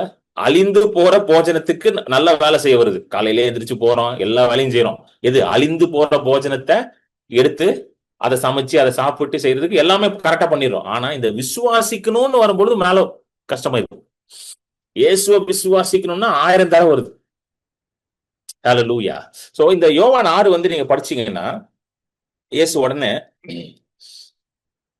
தன்னை குறித்து வெளிப்படுத்துவார். தன்னை குறித்து அவர் எப்படி வெளிப்படுத்துவார்னா, அவர் தான் ஜீவ அப்பம் அப்படின்றத வெளிப்படுத்துவார். இது எங்க இருந்து வருதுன்னு பாத்தீங்கன்னா, அப்படியே படிச்சுக்கிட்டே வந்தீங்கன்னா வாசிப்போம். சில வசனங்களை வாசிப்போம், ஏன்னா நம்ம முழுசா வாசிக்க வேணா, சில வசனத்தை வாசிப்போம். 32 வாசிங்க, 32 வாசிங்க. இயேசு அவர்களை நோக்கி, வானத்திலிருந்து வந்த அப்பத்தை மோசே உங்களுக்கு கொடுக்கவில்லை, என் பிதாவோ வானத்திலிருந்து வந்த மெய்யான அப்பத்தை உங்களுக்கு கொடுக்கிறார் என்று மெய்யாகவே மெய்யாகவே உங்களுக்கு சொல்லுகிறேன். அடுத்தது, வானத்தில் இருந்திறங்கி உலகத்துக்கு ஜீவனை கொடுக்கிற அப்பமே தேவன் அருளிய அப்பம் என்றார். ஓகே, வானத்திலிருந்து ஒரு அப்பம் வருகிறது, அது உங்களுக்கு என்ன கொடுக்கும்? ஜீவனை கொடுக்கும் அப்படின்றாரு. அதான் சொல்றாரு, வானத்தில் இறங்கி உலகத்துக்கு ஜீவனை கொடுக்கிற அப்பமே தேவன் அருளிய அப்பம். So there is a bread that comes from heaven that gives life. அந்த அப்பத்தை பிதா கொடுக்கிறார். உடனே இவனுங்க கேட்கிறானுங்க, அந்த அப்பத்தை எனக்கு கொடுங்க. இவனுக்கு உடனே இவனுங்க என்ன நினைச்சிட்டானுங்கன்னா, இவனுக்கு நல்லா கவனிங்க, இவனுக்கு இஸ்ரேல் ஜனங்கள், இவனுக்கு மன்னா கொடுத்தாரு. அதுதான் பாத்தீங்கன்னா 30வது வசனம் படிங்களா, கொஞ்சம் படிச்சா புரிஞ்சிடும். 31 படிங்க. வானத்திலிருந்து அவர்களுக்கு ஆ, அப்பத்தை புசிக்க கொடுத்தார் என்று எழுதியிருக்கிறபடி ஆ. நம்முடைய பிதாக்கள் வனாந்தரத்தில் மன்னாவை புசித்தார்களே என்றார்கள். இவனுங்க என்ன பாருங்க, இவனுங்க மைண்ட் ஃபுல்லா எதுல இருக்குன்னா, மன்னா மாதிரி இவர் ஒண்ணு கொடுக்க போறாரு போல. மன்னா கொடுத்தாருல, பிதா வந்து மன்னா கொடுத்தாருல வனாந்திரத்துல, சோத்திலே தான் இருக்கிறானுங்க. இவங்க ஒன்னும் திருந்தல இவனுங்க. சரிங்களா, சோத்திலே தான் இருக்கிறானுங்க இன்னும். திருந்தவே இல்லை அவனுங்க. இது மாதிரி புதுசா ஒரு டிஷ் கொடுக்க போறாரு போல. இயேசு வந்து மன்னா மாதிரி பன்னா புண்ணான்னு ஒரு டிஷ் கொடுக்க போறாரு போல. புது டிஷ், கொஞ்சம் வித்தியாசமா இருக்கும் போல. இயேசு கொஞ்சம் கொஞ்சம் புதுசா நம்ம நம்ம பண்ணுவோம் பாத்தீங்களா, புதுசா ஹோட்டல்ல போய் சாப்பிடுவோம்ல. ஏன்னா இப்ப சாப்பிட்ட ஹோட்டல்லே சாப்பிடுவானா, புது ஹோட்டல்ல போய் சாப்பிடலாம் அப்படின்வாங்களா, அது மாதிரி புதுசா ஒரு டிஷ் டிஷ் சோத்திலே தான் இருக்கிறானுங்க. Very interesting. அதனால பைபிள் படிக்கணும்ன்றது. Bible is very interesting. ஆமே. அதுக்கு 33 போடு விஜய். 33 வாசிங்க. அதுக்கு அவர் என்ன சொல்றாரு? வானத்திலிருந்து இறங்கி உலகத்துக்கு ஜீவனை கொடுக்கிற அப்பமே தேவன் அருளிய அப்பம் என்றார். அப்பம் அப்படின்னு சொல்லிட்டாரு. அவரு வானத்துல இருந்து ஒரு அப்பம் வரும், அதுதான் தேவன் கொடுக்கிற அப்பம் அப்படின்னு ஒண்ணு. அதுவும் எப்படி கேட்கறாங்க பாருங்க. தென் தே செட் 34 அடுத்த வசனம் 34. தென் தே அப்பொழுது செட் அவர்கள் அவரை நோக்கி, ஆண்டவரே, இந்த அப்பத்தை எப்பொழுதும் எங்களுக்கு தர வேண்டும் என்றார்கள். அவனுக்கு உடனே பாயிண்ட்டுக்கு வந்துட்டாங்க. ஆண்டவரே எப்பொழுதும் கொடுத்துருங்க, இந்த மாதிரி அப்பப்போ கொடுக்காதீங்க please, we want it daily. இந்த மாதிரி எப்பயாவது ஒரு வாட்டி மீட்டிங் குரூசைடு வச்சு சோறு போட்டுட்டு இருக்காதீங்க, டெய்லி கொடுத்துருங்க பேசாம. அவனுங்க அதே தான் இருக்கிறானுங்க கடைசி வரைக்கும். ஹல்லேலூயா, ஆமென். அது சொன்ன உடனே இப்போ ஏசு ஆரம்பிக்கிறார். இந்த டீச்சிங் வந்து நீங்க அப்புறம் போய் படிங்க. இது பெரிய இது நம்ம ஃபுல்லா கூட வாசிக்கலாம், நல்லா இருக்கும் வாசிச்சா. சரிங்களா, 35ல இருந்து கிட்டத்தட்ட வந்து 58 வரைக்கும் போவோம். இதை கேட்ட உடனே சீஷர்கள் எல்லாம் நிறைய பேர் விட்டுட்டு போயிடுவானுங்க. இந்த டீச்சிங் இயேசு இது சொல்லி கொடுப்பாரு. என்னன்னு சொல்லி கொடுப்பாருன்னா, வாங்க ஃபர்ஸ்ட் 35 மட்டும் வாசிப்போம் வாங்க. 35. இயேசு அவர்களை நோக்கி, ஜீவ அப்பம் நானே, என்னிடத்தில் வருகிறவன் ஒரு காலம் பசியடையான், என்னிடத்தில் விசுவாசமா இருக்கிறவன் ஒரு காலம் தாகம் அடையான். ஓகே, இயேசு என்ன சொல்றேன்னா, இது வந்து ஒரு ஒரு ஒரு 20 வசனத்தை நான் ஒரு ஷார்ட்டா சொல்றேன். நான் தான் ஜீவாப்பம், என்னை விசுவாசி, என்னிடத்துல வா, உனக்கு தாகம் இருக்காது. அப்படின்னா ஜீசஸ் இஸ் சிம்பிளி சேயிங், மத்ததெல்லாம் உன்னை கை விட்டுரும், ஆனா என்ன விசுவாசிச்சா நீ என்ன பண்ணுவாய்? வாழ்வடைவாய். You shall definitely live. இதுதான் கிரக்ஸ் ஆஃப் த மேட்டர். ஷார்ட்டா சொல்லிட்டேன். கிட்டத்தட்ட 20 வசனம் இருக்குது. இதை நான் வந்து தனியா ஒரு நாள் எடுக்கிறேன். சரிங்களா, ஷார்ட்டா என்ன சொல்றாருன்னா, எப்பா இதெல்லாம் மத்ததெல்லாம் அழிஞ்சு போயிடும். அழிந்து போற அப்பம்னா வெறும் சோறு மட்டும் கிடையாது, மத்ததெல்லாம் மனுஷனுடைய ஒத்தாசை வந்து ஒளிந்து போயிடும், மனுஷனுடைய தயவு ஒளிந்து போகும். கரெக்டா, எல்லா மனுஷனும் எப்பவும் ஹெல்ப் பண்ண முடியாதுல்ல. ஒரு டைமுக்கு ஹெல்ப் பண்ணும், ஒரு டைமுக்கு ஹெல்ப் பண்ண மாட்டான். எல்லாமே வந்து என்ன ஆயிரும், நிக்காது. ஆனா என்ன நம்பி வந்தனா, நானே ஜீவ அப்பமா இருக்கிறேன், என்ன நம்பி வா, உனக்கு ஜீவன் கிடைக்கும். என்ன பண்ணு, என்னை விசுவாசி, உன்னுடைய தாகத்தை நான் தீர்ப்பேன். So basically what Jesus is telling is, I will give you life. Come to me, believe in me, I will give you life. இதுதான் இயேசுவோட பாயிண்ட். ஹல்லேலூயா, ஆமென். என்ன விசுவாசம் ஜீவன் உண்டு அப்படின்னு சொல்லிட்டு நிறைய பேசுவார். பாருங்க, இன்னொரு பேசுவார் பாருங்க. 48வது வசனம் வாசிங்க. 48. ஜீவ அப்பம் நானே. பாத்தீங்களா, ஜீவ அப்பம் நானே. 48, ஜீவ அப்பம் நானே, ஐ அம் தி பிரெட் ஆஃப் லைஃப். அடுத்தது, உங்கள் பிதாக்கள் வனாந்திரத்திலே மன்னாவை புசித்திருந்தும் மரித்தார்கள், இதிலே புசிக்கிறவன் மரியாமல் இருக்கும்படி வானத்தில் இருந்திறங்கின அப்பம் இதுவே. சோ பிதாக்கள் மன்னாவை புசித்தார்கள், மரித்தார்கள். 50வது வசனத்துல என்ன சொல்றான்னா, இதிலே புசித்தவன் ஹல்லேலூயா என்ன பண்ண மாட்டான், மரிக்க மாட்டான், மரியாமல் இருப்பான். அப்பனா இயேசுவை விசுவாசிக்கிறவன் மரிக்க மாட்டான், மரியாமல் இருப்பான் சொல்லிட்டு 51 ரொம்ப முக்கியமான வசனம். 51 வாசிங்க. நானே வானத்தில் இருந்து இறங்கின ஜீவ அப்பம், இந்த அப்பத்தை புசிக்கிறவன் என்றென்றைக்கும் பிழைப்பான். நான் கொடுக்கும் அப்பம் உலகத்தின் ஜீவனுக்காக நான் கொடுக்கும் என் மாம்சமே என்றார். இத கேட்ட உடனே தான் அஜிடேட் ஆயிடுவானுங்க யூதர்கள் எல்லாம். கேட்டோன்னா ஒரு மாதிரி ஆயிடுவானுங்க. ஏன்னா என் மாம்சத்தை புசிக்கணும், நான் தான் என்னது ஜீவ அப்பன்றுவார். எப்படி இருக்கும், சடனா ஒருத்தர் வந்துட்டு என்னை சாப்பிடு, நான் தான் ஜீவப்பன்னு சொன்னா உங்களுக்கு நீங்க எல்லாம் இதை அஜிடேட் ஆவீங்களா மாட்டீங்களா? கேட்டு அடுத்த வசனம் வாசிங்க. 52. அப்பொழுது யூதர்கள், இவன் தன்னுடைய மாம்சத்தை எப்படி நமக்கு புசிக்க கொடுப்பான் என்று தங்களுக்குள்ளே வாக்குவாதம் பண்ணினார்கள். அவனுக்கு உடனே புரியல யாருக்குமே. நல்லா கவனிங்க. இது வந்து புரியல. ஏன் புரியலன்னா, இன்னும் பரிசுத்த ஆவியானவர் அவர்களுக்கு அருளப்படவில்லை. ஏன்னா இயேசுவே சொல்றாரு, சத்திய ஆவியானவர் வந்த பிறகுதான் அவர் சத்தியத்துக்குள்ள நடத்துவார். சீஷர்களுக்கே புரியலது, எவனுக்குமே புரியலது. இயேசு 3.5 ஆண்டுகள் போதித்த காரியங்கள் 99% அவருடைய டீச்சிங்ஸ் வந்து அந்த நேரத்துல எவனுக்குமே புரியல. ஆவியானவர் வந்த பிறகுதான் நிறைய காரியங்கள் புரிய ஆரம்பிக்குது அவங்களுக்கு. அது ஒரு பெஸ்ட் எக்ஸாம்பிள் என்னன்னு பாத்தீங்கன்னா, இயேசு சொல்றாரு பாத்தீங்களா, நான் வந்து எருசலேமுக்கு போகணும், பாடுபடணும், மூப்பர்கள் கையில என்னை ஒப்படைப்பாங்க, நான் அவர்கள் கையில அப்படியே பாடுபடணும், கொந்து பிலாத்தின் முன்னாடி போய் நிக்கணும், சிலுவையில மறிக்கணும், 3ஆம் நாள் நான் உயிர் தெள்ளணும்னு கிட்டத்தட்ட 3 தடவை ரிப்பீட் பண்ணிட்டே இருப்பாரு இன் டிஃப்ரெண்ட் பிளேசஸ். 3 தடவை அதை வந்து சொல்லிக்கிட்டே இருப்பாரு. ஒரு தடவையும் உங்களுக்கு புரியல. உங்களுக்கு இந்த மாதிரி இயேசு வந்து என்ன பண்ண போறாரு, பாடுபட போறாரு, மூப்பர்கள் கையில பாடுபட்டு மறிக்க போறாரு, அதுக்கப்புறம் உயிரோட எழும்ப போறான்றது புரியவே இல்லை அவங்களுக்கு. ஹல்லேலூயா. அதனாலதான் இயேசுவே சொல்றாரு, எப்பா நான் உனக்கு போதித்ததை எல்லாமே பரிசுத்த ஆவியானவர் வந்து உன் நினைவுக்கு கொண்டு வருவார் அந்நாளிலே. எப்போ? பரிசுத்த ஆவியானவர் அருளப்பட்ட பிறகு.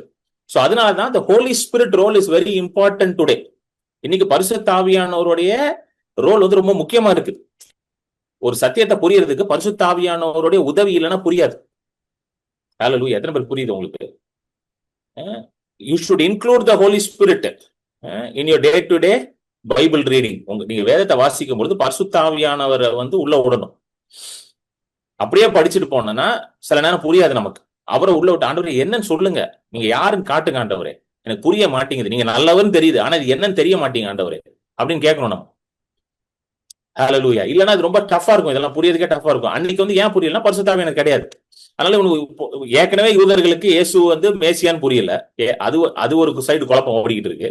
இதுல மாம்சத்தை பூசி பண்ணணும்னா சுத்தமா உங்களுக்கு புரியல சொல்லிட்டு இவர் உடனே கண்டினியூ பண்றாரு. இந்த சில வசனங்களை மட்டும் வாசிச்சிருவோம். 53 வாசிங்க சிஸ்டர். அப்படியே 53 வாசிச்சுட்டே வாங்க.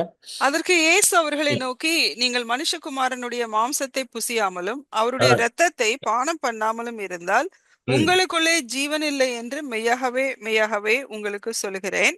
என் மாம்சத்தை புசித்து என் இரத்தத்தை பானம் பண்ணுகிறவனுக்கு நித்திய ஜீவன் உண்டு, நான் அவனை கடைசி நாளில் எழுப்புவேன். என் மாம்சம் மெய்யான போஜனமாயிருக்கிறது, என் இரத்தம் மெய்யான பானமாயிருக்கிறது. என் மாம்சத்தை புசித்து என் இரத்தத்தை பானம் பண்ணுகிறவன் என்னிலே நிலைத்திருக்கிறான், நானும் அவனிலே நிலைத்திருக்கிறேன். ஜீவனுள்ள பிதா என்னை அனுப்பினது போலவும் நான் பிதாவினால் பிழைத்திருக்கிறது போலவும் என்னை புசிக்கிறவனும் என்னாலே பிழைப்பான். வானத்தில் இருந்து இறங்கின அப்பம் இதுவே, இது உங்கள் பிதாக்கள் புசித்த மன்னாவை போலல்ல, அவர்கள் மரித்தார்களே, இந்த அப்பத்தை புசிக்கிறவனோ என்றென்றைக்கும் பிழைப்பான் என்றார். ஆமென். அடுத்தது 59. கப்பர்நகூமில் உள்ள ஜெப ஆலயத்திலே அவர் உபதேசிக்கையில் இவைகளை சொன்னார். அவருடைய சீஷரில் ஜெப ஆலயத்துல இதை உபதேசிக்கிறார். சோ பேசிக்கலி இந்த வசனங்கள்ல ஆண்டவர் சொல்றது என்னன்னா, ஷார்ட்டா நான் உங்களுக்கு சொல்றேன், நான் தான் வந்து என்னுடைய சரீரம் வந்து அப்பமாக இருக்குது, என்னோட ரத்தம் வந்து என்னதா இருக்குது, அதை நீங்க வந்து பானம் பண்ணணும். சரீரத்தை புசிக்கணும், ரத்தத்தை நீங்க பானம் பண்ணணும். இதை நீங்கள் செய்தீர்கள் என்றால் நீங்கள் ஜீவனை பெறுவீர்கள். You shawl receive life. ஏனென்றால் நான் தான் பரத்திலிருந்து இறங்கி வந்த ஜீவ அப்பம். சோ என்னை புசியுங்கள், என் ரத்தத்தை பானம் பண்ணுங்கள். Eat my flush, drink my blood. அதான போட்டிருக்கு, கரெக்டா இல்லையா? அதான லிட்டரலா அதான் வருது இங்க. என்ன புசி, என் ரத்தத்தை பானம் பண்ணும், அப்பொழுது உனக்கு ஜீவன் உண்டாகும். பிதாக்கள் மன்னாவை புசித்தார்கள், மரித்து போனார்கள். ஆனா என்னை புசித்து என் ரத்தத்தை பானம் பண்ணுகிற மரிக்க மாட்டான். ஹல்லேலூயா. இதை ஜெபாலயத்துல அங்க போதிக்கிறார், யூதர்களுக்கு போதிக்கிறார். சோ யூதர்களால இதை ஏற்றுக்கொள்ள முடியாது. ஏன்னா he is talking about cannibalism. கேனிபலிசம்னா என்னது? மனுஷனை சாப்பிடுறது, அதான் cannibalism. So is literally talking cannibalism. அது வந்து யூதர்களுக்கு வந்து என்னது, அது ஒரு அருவருக்கப்பட்ட ஒரு காரியம், அது வந்து அபாமினேஷன் ஃபார் தம். அதை பேசுறாரு. இதை உடனே கேட்ட உடனே பாருங்களேன் என்ன நடக்க பாருங்க.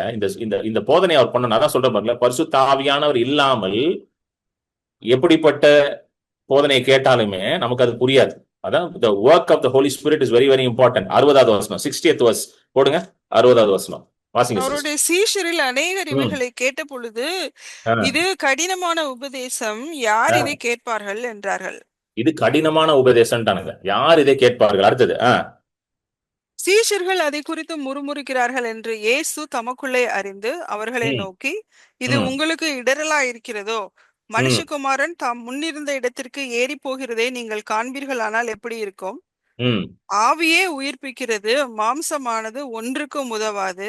நான் உங்களுக்கு சொல்லுகிற வசனங்கள் ஆவியாயும் ஜீவனாயும் இருக்கிறது.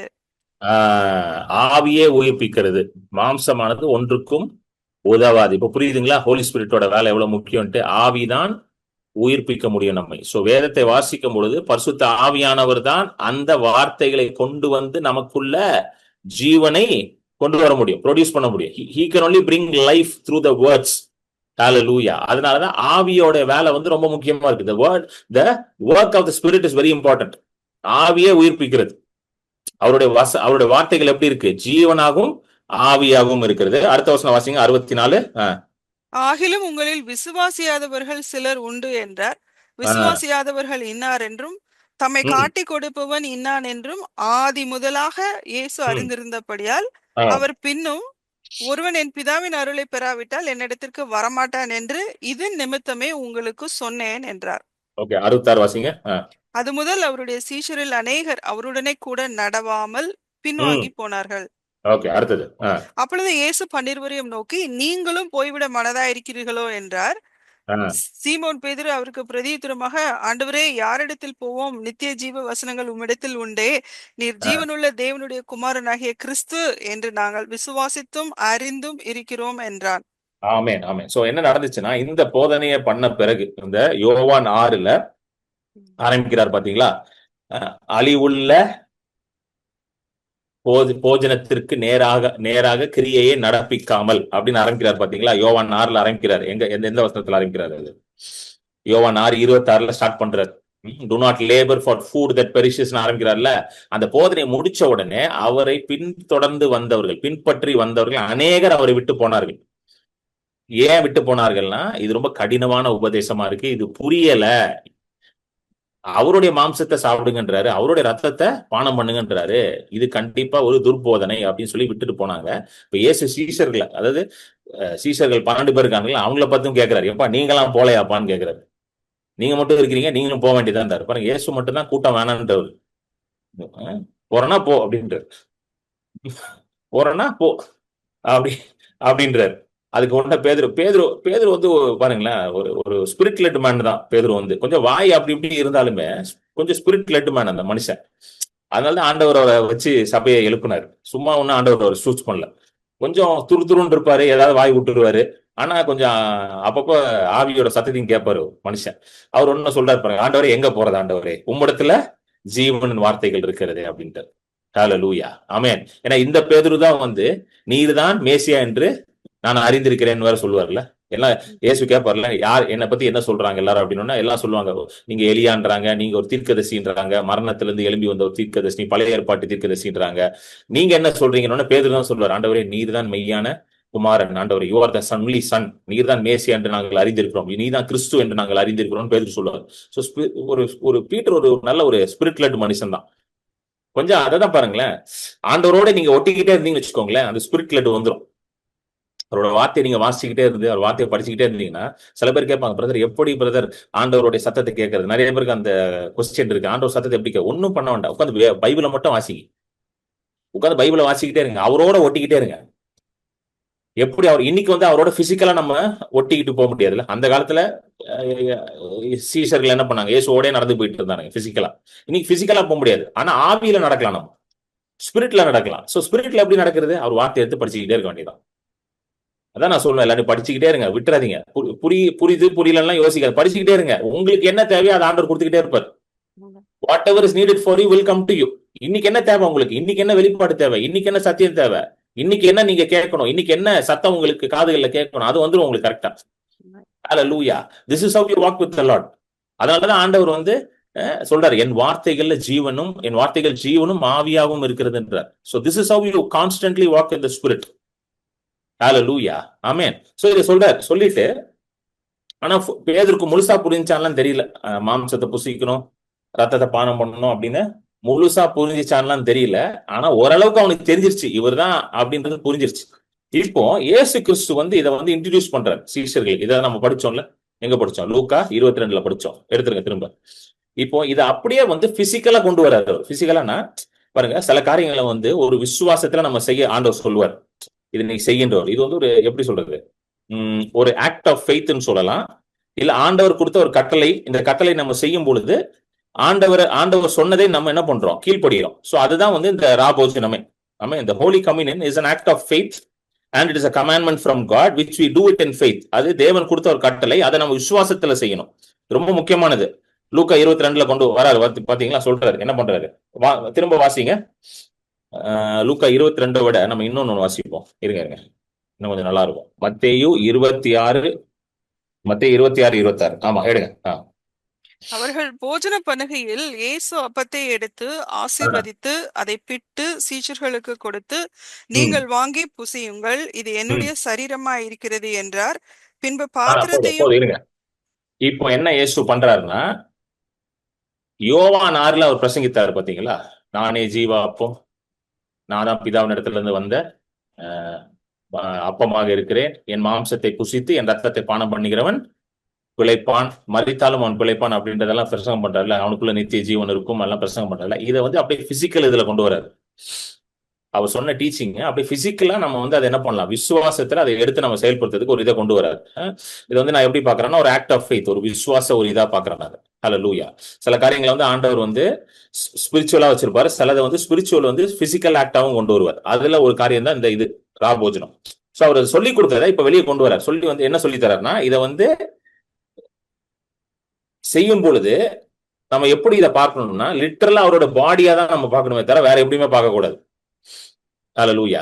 இது என்ன சொல்றாரு இயேசு? திரும்ப வாசிங்க, 26 வாசிங்க திரும்ப. அவர்கள் போஜனம் பண்ணுகையில் இயேசு அப்பத்தை எடுத்து ஆசீர்வதித்து அதை பிட்டு சீஷர்களுக்கு கொடுத்து, நீங்கள் வாங்கி புசியுங்கள், இது என்னுடைய சரீரமா இருக்கிறது என்றார். இது என்னுடைய சரீரமாக இருக்கிறது என்றார். ஹல்லேலூயா. என்னுடைய சரீரம். அடுத்தது பின்பு பாத்திரத்தையும் எடுத்து ஸ்தோத்திரம் பண்ணி அவர்களுக்கு கொடுத்து, நீங்கள் எல்லாரும் இதிலே பானம் பண்ணுங்கள், இது பாவம் மன்னிப்பு உண்டாகும்படி அநேகருக்காக சிந்தப்படுகிற புது உடன்படிக்கைக்குரிய என்னுடைய ரத்தமா இருக்கிறது. ஆமென். நல்லா கவனிங்க, 2 எலிமெண்ட் இருக்கு. சோ இந்த திருவிருந்து ஹோலி கம்யூனியன்ல பாத்தீங்கன்னா ரெண்டு பார்ட் இருக்கு, 2 எலிமெண்ட். ஒன்னு வந்து அவருடைய சரீரம், ஒன்னு ரத்தம். சோ இயேசுவோட வார்த்தைகளை தான் நம்ம அப்படியே எடுக்கணும், மற்ற காரியங்களை நம்ம எடுக்கக்கூடாது. என்னுடைய சரீரமாக இருக்கிறது. ஹல்லேலூயா. அந்த அப்பம் வந்து யாரோட சரீரம்? அது இயேசுவோட சரீரம்.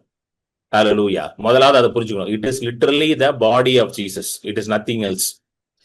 It is nothing else. அது ஒரு அப்பமோ அது எதுவுமே கிடையாது. இப்ப நம்ம சபைகள்ல போனா, நான் நிறைய சபைகள்ல போய் ஊழியம் பண்ணும்போது ஒவ்வொரு சபையில ஒவ்வொன்று கொடுத்து பார்த்திருக்கேன் சார். ஒரு சபையில நான் ஊழியம் பண்ணும்போது ரவுண்டா ஒன்று கொடுத்தாங்க, சின்ன வேஃபர் மாதிரி கொடுத்தாங்க, அப்பம் அப்படின்னு. இன்னொரு சபையில பாத்தீங்கன்னா ஒரு பிரெட் எடுத்து அந்த பிரெட்டை வந்து பீஸா ஆக்கி கொடுத்தாங்க. இன்னொரு இடத்துல பார்த்தா நல்லா சப்பாத்தி எடுத்து சப்பாத்தியை பிச்சு பிட்டு கொடுத்தாங்க. சோ ஒவ்வொரு இடத்துல ஒவ்வொரு மாதிரி கொடுக்குறாங்க. இப்ப என்கிட்ட வந்து பாத்தீங்கன்னா நான் ஒரு பிஸ்கட் வச்சிருக்கேன் கையில, அவர் சரீரமா எடுக்கிறது. சோ நம்ம இது என்ன நம்ம சாப்பிடறோம்னு முக்கியம் இல்ல, அதை என்னதாக நம்ம நிதானித்து சாப்பிடுறோம்ன்றதுதான் முக்கியம். எத்தனை பேர் புரியுது? How do you discern it? That is what is very important. Hallelujah. அன்றைக்கு பஸ்கா பண்டிகையில அவர்கள் சாப்பிட்ட உணவு வந்து ஒரு அப்பம் தான். ஏன்னா அவங்க கல்ச்சர்ல ஜூஸ் வந்து பாஸ்ஓவர் மீல்ல அப்பம் சாப்பிடுவார்கள், திராட்சை ரசத்தை அவர்கள் என்ன பண்ணுவார்கள், பானம் பண்ணுவார்கள். அவங்களுடைய ட்ரிங்க் வந்து என்னது, ஒரு திராட்சை ரசம் தான் இருந்துச்சு. ஒரு கிரேப்ல இருந்து வந்த ஒரு திராட்சை ரசம், திராட்சை செடியிலிருந்து வர ரசத்தை தான் அவர்கள் எடுத்து பானம் பண்ணார்கள். அதுதான் அவங்க பண்ணாங்க. இன்னைக்கு நம்ம ஒன்னும் வீட்டுல டெய்லி திராட்சை ரசத்தை குடிக்கிறது இல்லை. கரெக்டா இல்லையாங்க? எத்தனை பேர் வீட்டுல திராட்சை ரசம் வச்சிருக்கீங்க? டெய்லி நாங்க திராட்சை ரசம் குடிக்கிறோம் பிரதர், அப்படி யாரா இருக்கீங்களா? கிடையாது. ஒவ்வொருத்தரும் ஒன்று குடிப்பீங்க. ஒருத்தர் காஃபி குடிப்பீங்க, டீ குடிப்பீங்க, பால் குடிப்பீங்க, தண்ணி குடிப்பீங்க, இல்லைன்னா சில பேர் கூல் ட்ரிங்க்ஸ் குடிப்பீங்க. இன்னைக்கு ஒவ்வொருத்தரும் ஒன்று வச்சிருக்கீங்க. கரெக்டா? யாரும் எடுத்து திராட்சை எடுத்து புளிஞ்சு ரசமாக்கிலாம் யாரும் வச்சிடல வீட்டுல. சோ எதை நம்ம எடுக்கிறோன்றது முக்கியம் இல்ல, அதை என்னவாக நம்ம நிதானிக்கிறோம் என்பதுதான் முக்கியம். ஹல்லேலூயா. எத்தனை பேர் புரியுது? என்ன அது லிட்டரலா அப்பமா, லிட்டரலா திராட்சை ரசமா அப்படின்றது முக்கியமே கிடையாது. ஹல்லேலூயா. என்ன எப்படி அதை நிதானிக்கிறோம்ன்றதுதான் முக்கியம். அதுதான் ரொம்ப ரொம்ப ரொம்ப இப்ப என்னது இருக்கு, முக்கியமாக இருக்கிறது. சோ நல்லா கவனிங்க, அவர் என்ன சொல்றாரு, இதை எடுத்து சீசர்களுக்கு பிட்டு கொடுத்து இதை வாங்கி புசியுங்கள், இது என்னுடைய சரீரம்ன்றார்.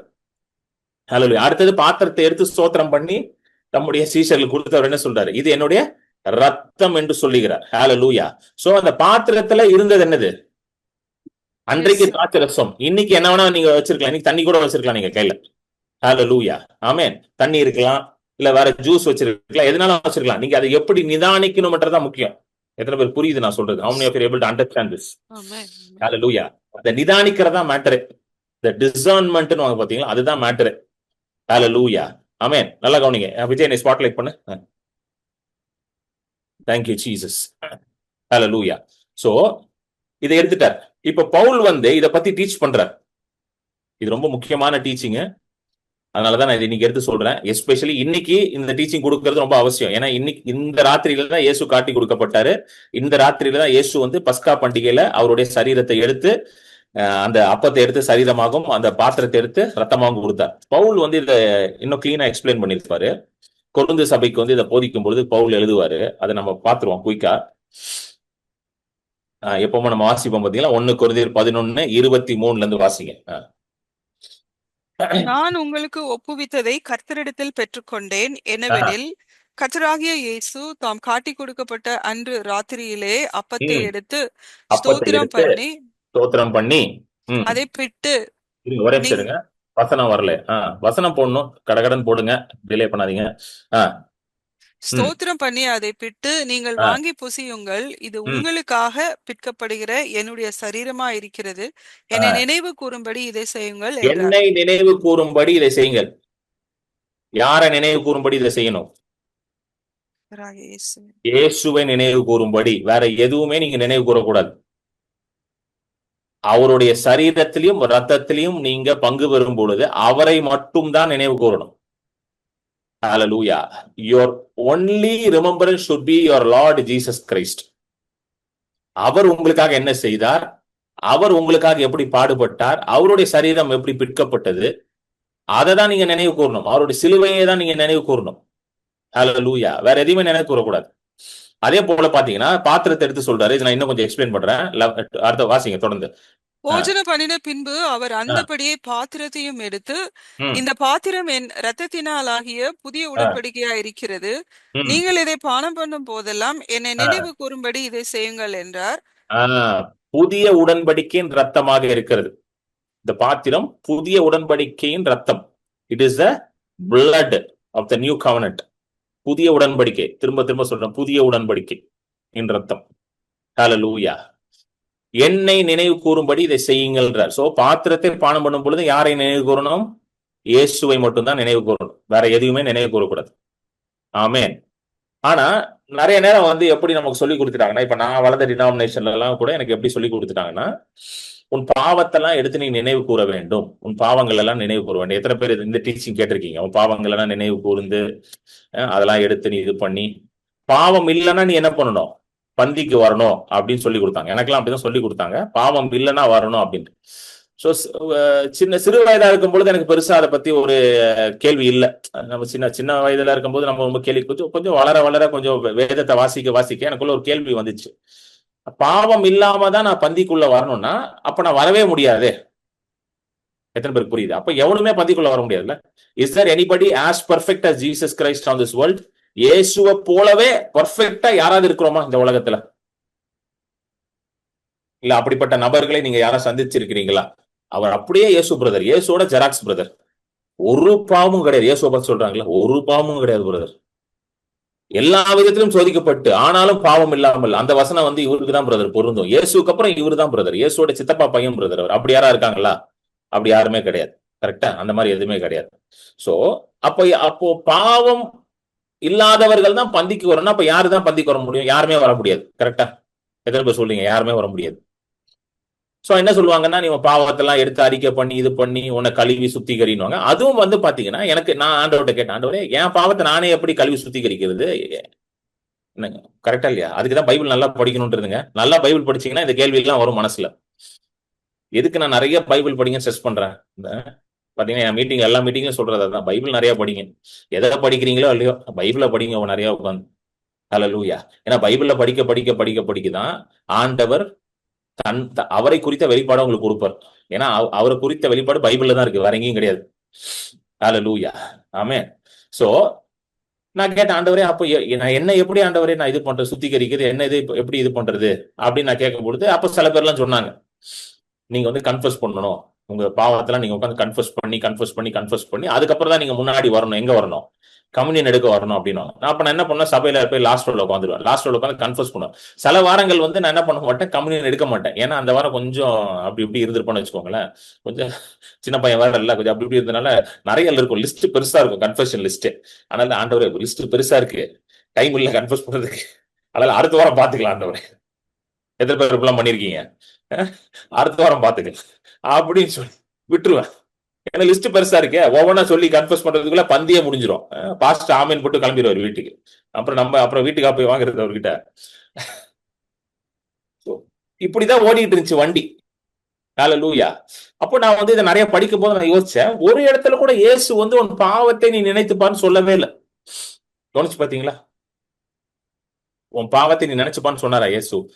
இன்ஃபேக்ட் நல்லா கவனிங்க, நான் இந்த கெட்ட குமாரன் கதை இருக்கு பாத்தீங்களா, அதை நான் பேசியிருந்தேன் 2 நாள், இந்த மண்டே டியூஸ்டே பேசியிருந்தேன். போய் மெசேஜ் கேளுங்க. அங்க கூட பாத்தீங்கன்னா அந்த குமாரன், அந்த இளைய குமாரன் வரும் பொழுது, ஆண்டவரே அப்பாவே நான் பாவம் செய்தேன், உமக்கு விரோதம் பரத்துக்கிறோம்னு சொல்லிட்டு ஒரு ஜெபத்தை ரெடி பண்ணிட்டு வருவான். ஆனா அப்பா அந்த ஜெபத்தை கேட்கவே மாட்டார். கவனிச்சு பாத்தீங்களா?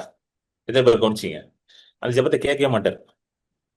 நல்லா கேட்டுக்கோங்க, இது நான் சொல்ல போறது ரொம்ப ரேடிக்கலா இருக்கும், சரிங்களா? ஆனா இதுதான் சத்தியம். நீங்க கன்ஃபர்ஸ் பண்றீங்களா இல்லையா ஆண்டவர் வெயிட் பண்ணல. உங்க பாவத்தை மன்னிக்கிறதுக்கு உங்க கன்ஃபெஷனுக்காக அவர் வெயிட் பண்ணவே இல்லை. உங்க பாவத்தை இயேசுவின் ரத்தத்தினாலே அவர் மன்னித்தார். நீங்க கன்ஃபர்ஸ் பண்ண பிறகுதான் அவர் உங்களை மன்னிச்சார் நீங்க நினைச்சீங்கன்னா அதோட ஒரு பெரிய முட்டாள்தானே எதுவுமே கிடையாது. எத்தனை பேர் புரியுது நான் சொல்றது? நான் என் பாவத்தை கன்ஃபர்ஸ் பண்ண போறதான் இயேசு என்னை மன்னிச்சாரா? கிடையாது.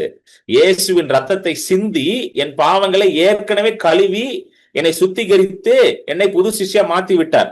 இப்போ ரட்சிப்புல என்ன நடக்கு என்றால், நான் புது சிஷ்டியா இருக்கிறேன், என் பாவங்கள் மன்னிக்கப்பட்டது என்ற அந்த வெளிப்பாட்டுக்குள்ள நான் வரேன். அதுக்குள்ள வந்த உடனே அந்த சத்தியங்கள் என் மேல் வந்து அப்படியே வருகிறது. இதுதான் நடக்குது. Do you think God is waiting for my confession? எங்க வேதத்துல ரொம்ப அழகா போட்டிருக்கு, உலக தோற்றத்துக்கு முன்பதாகவே அடிக்கப்பட்ட ஆட்டுக்குட்டியாம். அப்பனா மனுஷன் பாவம் செய்யறதுக்கு முன்பதாகவே தீர்வு உண்டாயிருச்சு. அவர் வெயிட் பண்ணிட்டு தான் நினைக்கிறீங்களா? ஆதாம் வருவான், பழத்தை சாப்பிடுவான், அதுக்கப்புறம் நம்ம யோசிப்போம் என்ன பண்ணலாம். இப்போ உடனே 3 பேர் சேர்ந்து, பிதா குமாரன் பரிசுத்தாவே சேர்ந்து, டேய் இந்த மாதிரி சாப்பிட்டுட்டாங்க. பிதா சொல்றாரு, குமாரன் வர்ற அந்த பையன் சாப்பிட்டுட்டாங்க, என்னடா பண்றது அப்படின்னு. இயேசு வந்து, அப்பா நான் வேணா கீழே போய் சிலுவையில மறிச்சிட்டாப்பா. உடனே அப்பா சொல்றாரு, இப்ப உடனே போகாத, கொஞ்சம் லேட்டா போலாம், நம்ம ஆபிரகாம் நோவா வரட்டும், அப்புறம் உலகத்தை அழிப்போம், அப்புறம் ஆபிரகாம் வரட்டும், அப்புறம் கிடையாது. உலக தோற்றத்துக்கு முன்பதாகவே அடிக்கப்பட்ட ஆட்டுக்குட்டி அவர். இதுதான் வேதம் சொல்லுகிறது, the lamb that was slain even before the foundation of the world. ஹல்லேலூயா. எங்க வருது அந்த வசனம்? வெளிப்படுத்தல் விசேஷம் 13:8. வெளிப்படுத்தல் விசேஷம் 13:8 வாசிங்க சிஸ்டர். 13:8, ரெவலேஷன் 13:8. உலக தோற்றம் முதல் அடிக்கப்பட்ட ஆட்டுக்குட்டியினுடைய ஜீவ புஸ்தகத்தில் பெயர் எழுதப்பட்டிராத பூமியின் குடிகள் யாரும் அதை நம்புவார்கள். உலக தோற்றம். See, God is ready even before the problem. ஹல்லேலூயா. பிரச்சனை வரதுக்கு முன்பதாகவே ஆண்டவர் ரெடியா இருந்தாருங்க. ஹல்லேலூயா. ஆண்டவருக்கு வந்து பிரச்சனை வந்த உடனே ஐயோ பிரச்சனை வந்துருச்சு என்ன பண்றது அப்படிலாம் ஆண்டவர் யோசிக்கிறதே கிடையாது. நம்ம தான் அப்படி ரியாக்ட் பண்ணிட்டு இருக்கோம்ல, ஒரு பிரச்சனை வந்து ஐயோ என்னடா பண்றது, கிடையாது. ஹல்லேலூயா. இயேசு எங்கேயாவது ஷாக் ஆகி பார்த்திருக்கீங்களா? இயேசு எங்க ஷாக் ஆகி பார்த்திருக்கீங்களா? ஷாக் ஆயினா ஐயோ இப்ப என்ன பண்றது, ஐயோ எவரி வீட்டுக்கு போயிட்டே இருக்காரு நடந்து. எவரி வீட்டுக்கு போகும்பொழுது எவரு வந்து காலில் விழுறான். மார்க் 5 வருது இல்ல, காலில் விழுறான். ஆண்டவரே நீர் வந்து கையை வைத்தால் என் மகள் பிழைப்பாள் சொல்றானா? இவரு சொல்றான். உடனே இவர் கிளம்பி போயிட்டே இருக்கிறாரு. நடுவுல யார் வரா? பெரும்பாடு உள்ள ஸ்திரீ வராரு. வந்துருச்சு. வந்து இவருடைய வஸ்திரத்தை தொட்டுட்டா. தொட்ட உடனே சுகமாயிருச்சு. உடனே இயேசு நின்று யார் என்னை தொட்டதுன்னு கேட்கிறார், கேள்வி கேட்கிறார். எனக்குள்ள இருந்து வல்லமை புறப்பட்டதை நான் அறிந்திருக்கிறேன்றாரு. உடனே அந்த அம்மா பயந்துட்டு வந்து நான் தான் உங்களை தொட்டாண்டவரே அப்படின்னு. உடனே இயேசு நின்று அந்த அம்மாட்ட பேசுறாரு. அந்த அம்மா முழு கதையும் சொல்லிச்சுன்னு போட்டிருக்குல்ல, அப்படித்தானே போட்டிருக்கு, முழு கதையும் சொல்லிச்சான். அப்பனா அது 12 வருஷ கதையை சொல்லுது. சில பேர் சாட்சி சொல்லுவாங்க, கேட்டிருக்கீங்களா சபையில? அவ்வளவுதான். அவங்ககிட்ட மைக் கொடுத்தீங்கன்னா சர்வீஸ் ஃபுல்லா பேசுவாங்க. அவங்க பாஸ்டர் நடுவுல பூந்து நிறுத்துவாரு. நான்லாம் பார்த்திருக்கேன். சிறு சாட்சியா சொல்லுங்கம்மா, சீக்கிரம் முடியுங்கம்மா அப்படின்னு ஒரு பாஸ்டர் நடுவில் வந்து அந்த மாதிரி அந்த அம்மா சாட்சி சொல்லிக்கிட்டு இருக்கு. எல்லாத்தையும் கேட்டுட்டு பொறுமையா கேட்கிறாரு ஏசு. அப்படியாம்மா அப்படியாம்மா, ஏசு மாதிரி பொறுமைசாலி யாருமே கிடையாது. பொறுமையா கேட்குது உட்காந்து, கேட்கிறாரு உட்காந்து. கேட்டு முடிச்ச உடனே, உன் விசுவாசம் பெரியது ஸ்திரீயே, உன் விசுவாசத்தினால் நீ ரட்சிக்கப்பட்டாய் அப்படின்னு சொல்லி அனுப்பி விட்டார். அனுப்பி விட்டுட்டு நடந்து போயிட்டு இருக்காரு. வருது எவரு வீட்டுல இருந்து செய்தி வருது. என்ன செய்தி வருது? ஐயா, உம்முடைய பிள்ளை இறந்துட்டா ஐயா, போதகரை வருத்தப்படுத்தாதீங்க, போதகரை அனுப்பிடுங்க, போதகர் வந்து வேஸ்ட் தான் அப்படின்னு. என்ன ஏசு, ஐயோ உன்னை எவரு பார்த்து, ரொம்ப சாரி எவரு, இந்த அம்மா லேட் ஆகிருச்சு எவரு, சாட்சி சொல்ல சொன்னா ரொம்ப நேரம் சாட்சி சொல்லி சர்வீஸை இழுத்துருச்சு எவரு, சாரி எவரு, என்ன பண்ண தெரியல எவரு அப்படின்னாரா? என்னங்க, எத்தனை பேர் நினைக்கிறீங்க ஏசு அப்படி ஷாக் ஆனாருன்னு? ஏசு ஷாக் ஆனா நம்ம தான் ஷாக் ஆகணும். ஐயோ ஏசுவே ஷாக் ஆயிட்டாரு. ஏசு கூலா நிக்கிறாரு. ஹல்லேலூயா. கூலா நின்னு எவரை பார்த்து சொல்றாரு, பயப்படாதே, விசுவாசம் உள்ளவனா இரு. அவ்வளவுதான். மத்தவனுக்கு தான் ஷாக் ஆனானுங்க. இயேசு ஷாக், எங்கேயுமே இயேசு ஷாக் ஆன மாதிரி ஒரு இதே கிடையாது. ஹல்லேலூயா. இயேசு வருத்தப்பட்டான் இருக்கு, இயேசு அழுதான் இருக்கு. எருசலேமை பார்த்து அழுறாரு. ஓ எருசலேமே எருசலேமே, எப்படி வந்து கோழி வந்து தன்னுடைய குஞ்சுகளை வந்து தன்னுடைய ரெக்கையின் கீழ் சேர்க்க ஆவலா இருக்கு, அது போல நான் இருக்கேன்னு அழுறாரு எருசலேமை பார்த்து. ஏன்னா எருசலேம் வந்து யூதர்கள் அவரை ஏற்றுக்கொள்ளவில்லை. ஆனா அழுறாரு, என்னப்பா நான் வந்திருக்கிறேன்னு ஏற்றுக்கொள்ள அழுறாரே தவிர ஷாக்லாம் ஆகல அவர் என்னைக்குமே. ஐயோ என்ன பண்றது, அடுத்தது என்ன பண்ணு, ஷாக்கே இல்ல. God is very clear about your life. Hallelujah. நல்லா கேட்டுக்கோங்க, ஆண்டவர் உங்களுடைய வாழ்க்கை குறித்து ரொம்ப கிளியரா இருக்கிறார். Hallelujah. நீங்க கிளியரா இருக்கிறீங்களா இல்லையான்னு தெரியல, அவர் கிளியரா இருக்கிறார். என்ன கிளியரா இருக்கிறாரு? உங்களுக்கு நன்மையான திட்டங்களை செய்யணும், உங்க வாழ்க்கையில நீங்க மேல இருக்கணும், உங்க வாழ்க்கையில நீங்க கீழே இருக்கக்கூடாது, மேல இருக்கணும், வாளா இருக்கக்கூடாது, தலையா இருக்கணும் அப்படின்னு ரொம்ப அவர் கிளியரா இருக்கிறார். நீங்க எப்படி யோசிக்கிறீங்கன்னு எனக்கு தெரியல, அவர் அப்படிதான் யோசிச்சுட்டு இருக்காரு. ஹல்லேலூயா. ஆமென். அதனால அவருக்கு எதுவுமே ஷாக்லாம் கிடையாது இயேசுக்கு. ஐயோ இப்படி ஆச்சு, படகுல போறாங்க, புயல் வந்துருச்சு, உடனே சீசர்கள் அழுகுறானுங்க, ஆண்டவரே புயல் வந்துருச்சு. ஐயோ சாரிடா, தெரியாம வந்துட்டோம்டா, ஐயோ என்ன பண்ண தெரியலையே, ஐயோ பிதாவே என்ன பண்ண சொல்லுங்க பிதாவே. ஷாக்லாம் ஆகல அவர். இவனுங்க தான் ஷாக் ஆயிட்டானுங்க. யாரு? சீசர்கள் தான். சோ பாவம் வரதற்கு முன்பதாகவே ஆட்டுக்குட்டி அடிக்கப்பட்டுருச்சு. ஹல்லேலூயா. Even before sin came, the lamb was slain. Hallelujah. எல்லாத்துக்கும் முன்பதாகவும் solution ready. Thank you Jesus. Hallelujah. Amen. இது இந்த பாயிண்ட்க்கு எதுக்கு வந்தனா? எங்க இருந்து இந்த பாயிண்ட்க்கு வந்த சிஸ்டர்? 1 கொரிந்தியர் 11ல இருந்தா? ஓகே. சரி. சோ பாவத்தை நினைவு கூற ஆண்டவர் நம்மளை அழைக்கவில்லை, அவரை நினைவு கூறும்படி. அவரை நினைவு கூறதான் நம்மள ஆண்டவர் அழைச்சிருக்கிறார். We are called to remember only him. நீங்க யோசிச்சு இது பாருங்களேன், வெரி சிம்பிள்ங்க. ஆவிக்குரிய மண்டலத்துல இது ஒர்க் ஆகும். இது எப்படின்னா, நீங்க எதை அதிகமாக யோசிக்கிறீங்களோ அதை தான் நீங்க செய்வீங்க. கரெக்டா? கரெக்டா? எத்தனை பேர் புரியுது? இது எதை அதிகமா கொஞ்சம் யோசிச்சுக்கிட்டே இருக்கிறீங்களோ அதை தான் செய்வீங்க. நான் வந்து வாலிப நாட்கள்ல, என்னோட வாலிப நாட்கள்ல அந்த குடிப்பழக்கம் எனக்குள்ள இருக்கும் பொழுது நான் உங்களுக்கு நிறைய பேருக்கு சாட்சி சொல்லியிருக்கிறேன். அதை பத்தி இன்னொன்னு சொல்றேன். இப்போ இந்த குடிக்கணும்னு நாங்க ஃப்ரெண்ட்ஸ் எல்லாம் முடிவு பண்ணிட்டா பிளான் பண்ணுவோம், எங்க போய் குடிக்கணும், எப்படி குடிக்கணும், எவ்வளவு பிளான் பண்ணுவோம். அது வந்து பிளானிங்லாம் பாத்தீங்கன்னா பயங்கரமா பிளான் பண்ணுவோம் நாங்களாம். புரியுதுங்களா? பயங்கரமா பிளான் பண்ணி ஃபுல்லா 24 hours அதான் மண்டையில ஓடும். மச்சான் இங்க போகணும், அங்க போகணும், அதை போய் குடிக்கணும், இதை குடிக்கணும், இப்படிதான் பிளான் பண்ணுவோம். ஸோ மைண்ட் ஃபுல்லா அது இருந்துகிட்டே இருக்கும். சோ எதை வச்சு நம்ம மைண்ட் நிரப்புறோமோ அதை நம்ம போய் செஞ்சிருவோம். இப்போ ஒரு மனுஷன் வந்து நீதியாக வாழணும்னு ஆசைப்பட்டானா அவன் மைண்டை எதை வச்சு நிரப்பணும்? அவன் இயேசுவின் வார்த்தைகளை வைத்து அவன் நிரப்பணும். He should fill his mind and heart with the words of Jesus Christ.